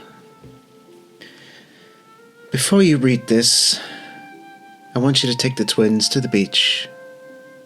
Hold their hands, just like you and Papa used to. And probably squirm. Bring Mama with you. She'll set them straight. They'd never argue with her. Let Kale and Callie nuzzle against Mama, go find our favorite spot on the beach and listen to the ocean. The waters should be much calmer now. Got all that? Good. If Mama got home before me, then the Wild Mother no longer has me in her embrace. But it's okay, I promise. The Storm Lord guided me to Isgard, and we're drinking and fighting in some tussle tavern, singing shanties by a bygone tune. I'll be singing the loudest, but not about me. I want to tell you a story. A story of heroes bound by a fate they couldn't fathom, but together would conquer in the darkest of storms. I'm sure they'll be paraded around and their names immortalized in some taverns by some tone-deaf, washed-up bard. For a time, the world will remember them, and their legacies will be etched into some dusty old history books. Catherine Mand will call them adventurers. I had the privilege of calling them my friends. They are the Demethrin 5, and I loved them so much. There was Gakato, our fearless leader. He'd walked the path of the weary traveler before, and will walk it ever after. He carries his grief with him, the memories of friends and comrades. I teased him, maybe a little too much, but I could do that to our little big brother. He could handle it. Honestly, I admired the hells out of him. Even when he felt so small around us, he always stood tallest against darkness. Astra was our mischievous little fey wanderer, and Gakato's favorite foe. She brimmed with a childlike curiosity. Perhaps she'd always had it. A wanderlust so powerful that it would drive her, for a moment, from the nurturing home of her patron. Whenever she would take a ride on Mama, she looked so regal, like a noble Seelie through a luscious forest. And then there's Aegis. Most folks are afraid of him. Maybe that's why he's always wearing a hood in public. I don't think he means to mask himself. Not like that. Under that hood is a gentle, empathic soul. He was so kind to those he helped, and those he befriended. And he was much more clever than we could have ever known. I couldn't forget our daughter of Demethrin, Ginkgo. Our little sapling who's grown into a mighty oak. She might seem naive, but she was far braver than we give her credit for. Her father was a dragon, after all. I couldn't tell you how much we loved her little quirks and eccentricities. Especially when she discovered her extended family was adventuring alongside her. To be honest, I don't know how the world will remember what happened at the Twin Peaks. How those dusty old history books will record their legends into memory. But I wish I could see them. Sipping Astra's tea by the fire on some quiet starlight night, smiling and reminiscing on how they saved the world. But their adventures are so much more than campfire stories. Their journeys are only just beginning. I imagine Gakato will return to the Radiant Citadel with his companion, Suk. That far-off distant shore in the stars, he will finally lay his friends to rest, and mourn them with a pain only he knew. But they will bring him comfort for the next leg of his journey. Maybe he'll finally find the strength to travel the Shadow Road again. I hope he does. And maybe, just maybe, he'll finally reconcile with Astra.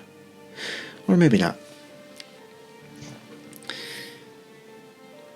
I'm sure Astra will return to Baba Yaga, her patron, and they'll share some enthralling stories of the continent of Demethrin. They may reminisce for a time on the strange volcanic rock that itself was a mighty beast. But she will be there, tea in hand, glad that she made the perilous journey and escaped Kakato's clutches. I think Aegis will return to his underground home and uphold his sacred duty. I hope he doesn't fall up along the way.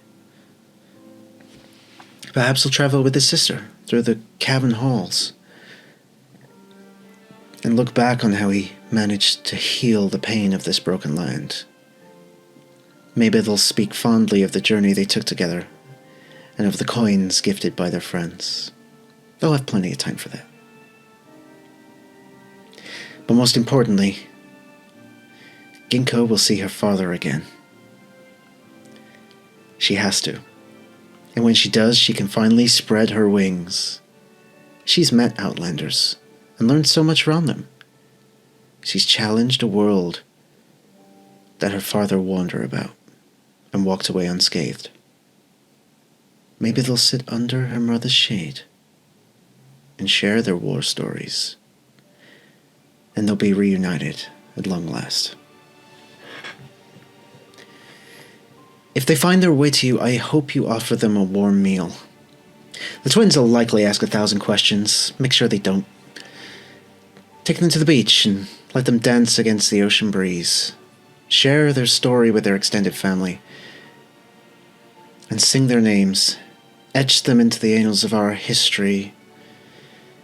Let their legacies be the catalyst for new heroes. I'm sorry I couldn't be there to introduce you to them. They're good people. Better than I could ever hope to be. Just like you. We found Dad's journal in the ruins of a lost cavern. It's gonna hurt you as much as it hurt me. I'm not even sure if you knew about it, or what you found when you traveled there. Maybe you knew all along. Maybe you couldn't bear to bring that immense grief upon your children. It takes a stronger woman than me to hold that for a decade. I'm proud to call her mother. And as we end the inevitable end, I don't have the strength to tell you how much I'm going to miss you. I was such a pain in the ass all those years ago. Do you remember when you patched me up after that big fight in Cathermand and you didn't say anything. You just loved me. Through all of my anger, all of my grief. You gave me a love that I didn't deserve. And that I can never, ever repay you. When you call my name through the storm, I will hold your hand. And when you walk to the beach barefoot on those starlit nights, I'll always be a step behind you. Stay strong for me, Mama. I'll need it for my next chapter. I love you always. Your little Mora.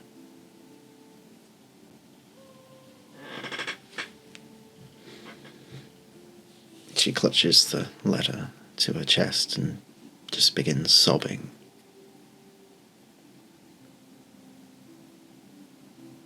But she does adhere to the requests.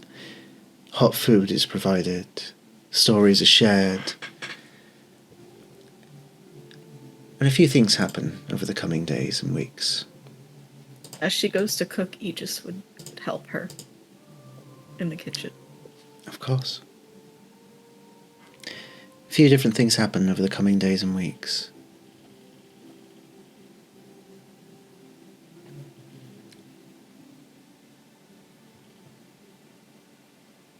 Brodania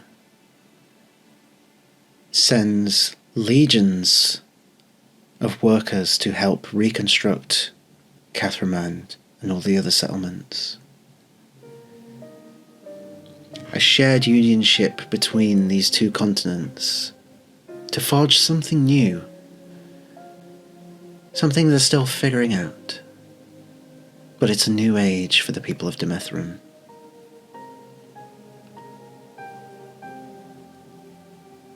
Eventually, Ginkgo, your journey brings you back home.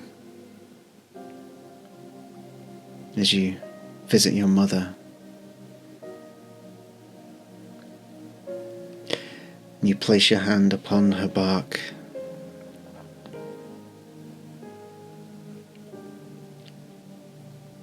You feel this strange warmth wash over you. You shut your eyes. You breathe it in. And you hear your father's voice echoing in your mind. Look after her. And as you open your eyes,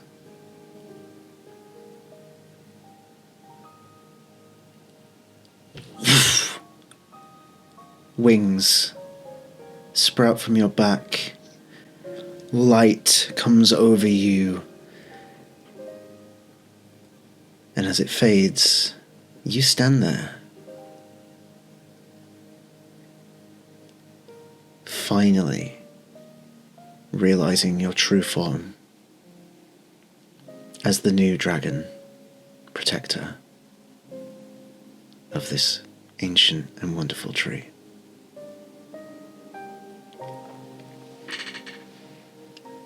Our final scene for tonight is a small but important one.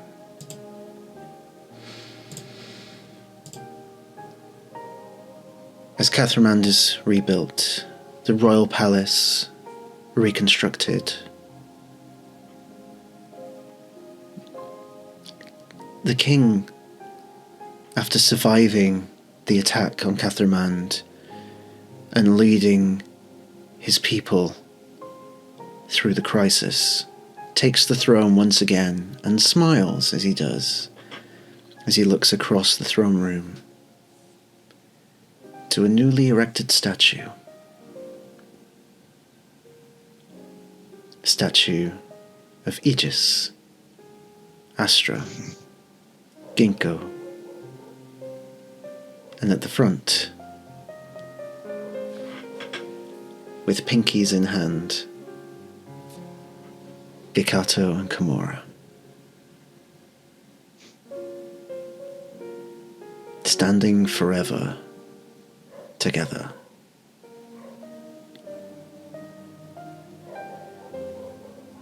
And that is where we end this story.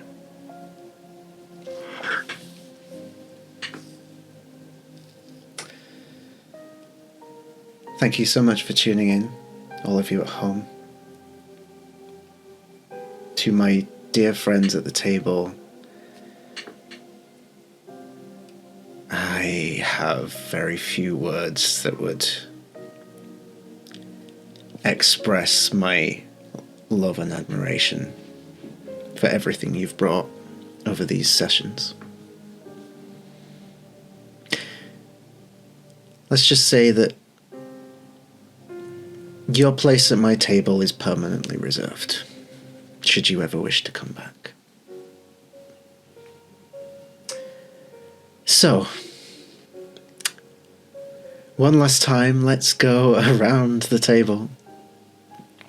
Please reintroduce yourself, plug anything you want to plug, and tell us your favorite moment, if at all possible.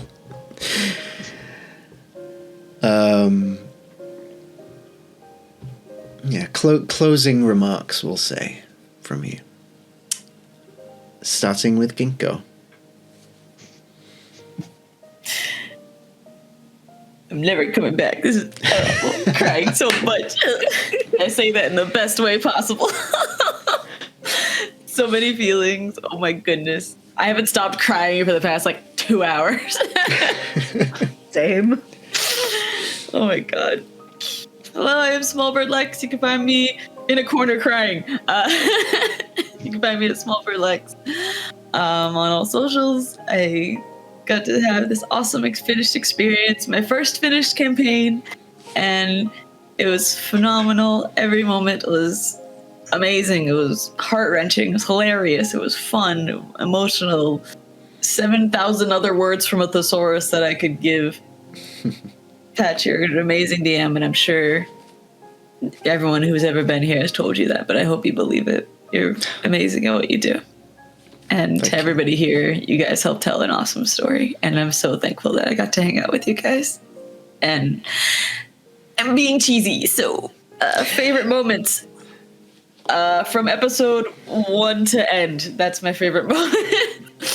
I could never pick a solid moment in here that was better than the last. Everything was so perfect, and everything was done so well that I genuinely can't pick something one particular moment above the rest. The whole experience is amazing, and I'm so thankful.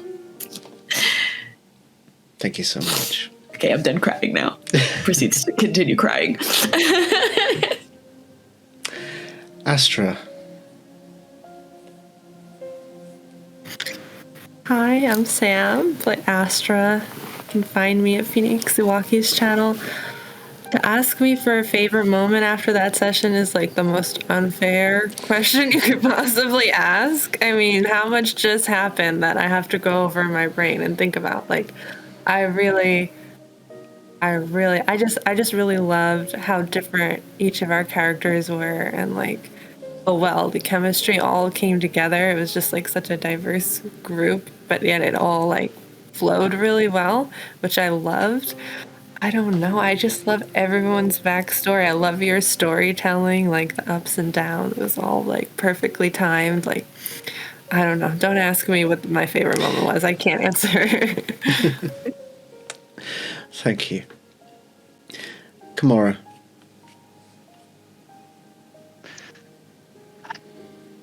Hey, thanks everyone. Thanks so much for joining us on this journey. I'm Mike, Grim and Chat. You'll find me here.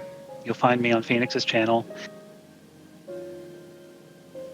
I actually have a favorite moment. It was the last campfire of episode 5. Because for once, we were whole. A family, a party, felt cohesive, and I think that speaks to the group and what they all brought for each other. Patch, thank you for trusting us with this world, and everyone, thank you for being here to join us on this journey. Believe me, the pleasure is all mine to have you all here. Kakato. John from PhoenixUK, and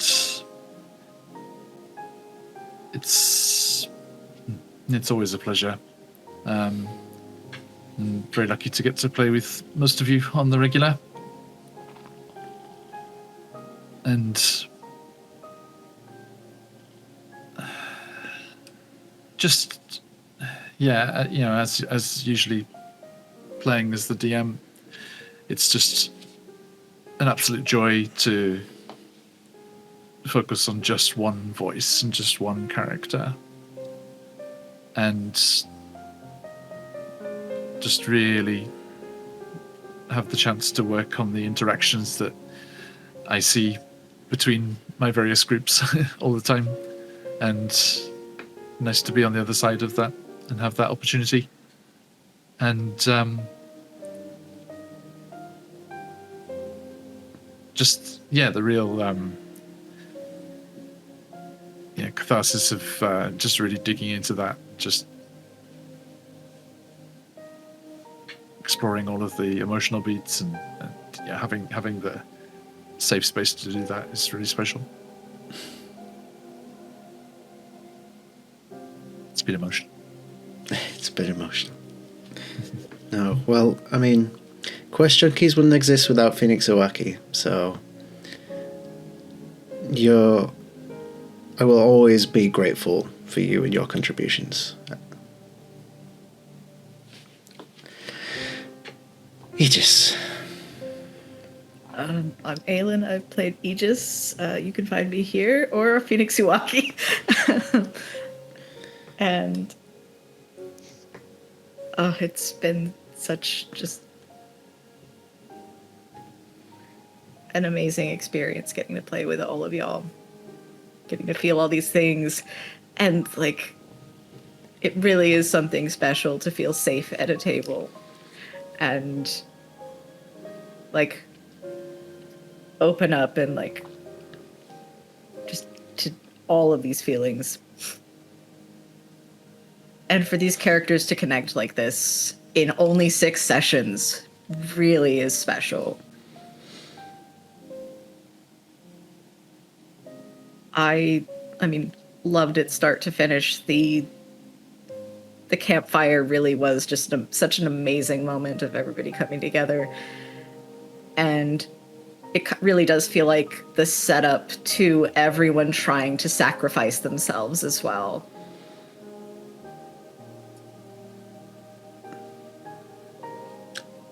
Yeah, I must admit, I didn't know how that was going to play out. There was a few different ways, and you settled for the most emotional. I had faith. Thank you. And I've been Patch, your ever humble dungeon master. You can find me here. And I'm Phoenix Owaki. Normally playing my sassy, classy wizard. And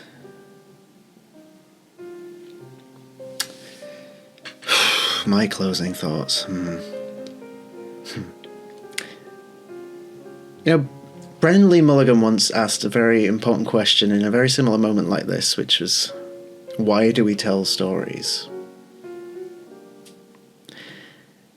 And I think if I had to answer that question right now, I would just gesture to all of this.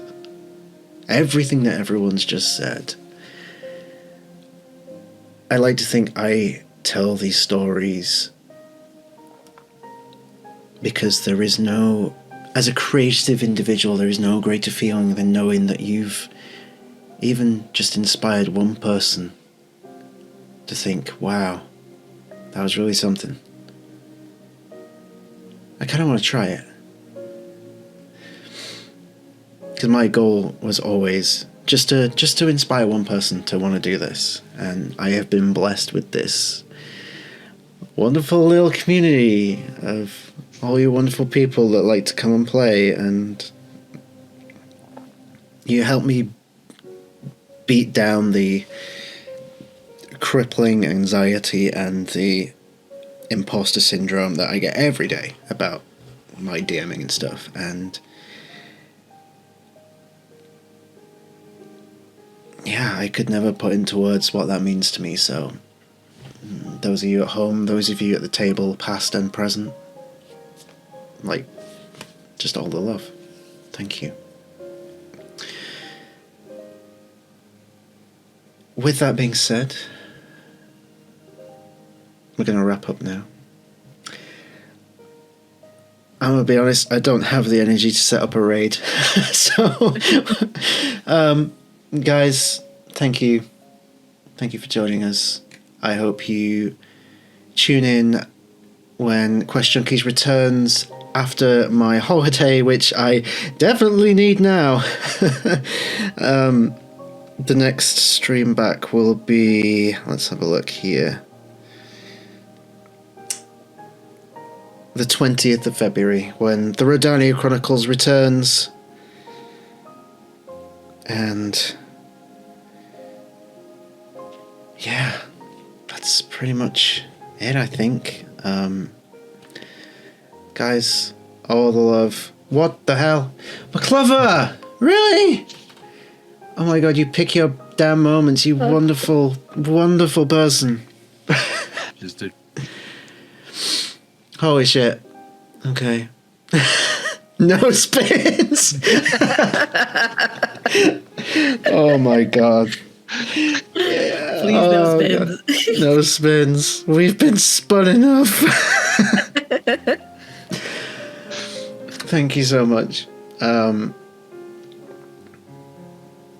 Yeah, I think that's it. I'm going to have to wrap this up and go sort myself out. All the love to you at home.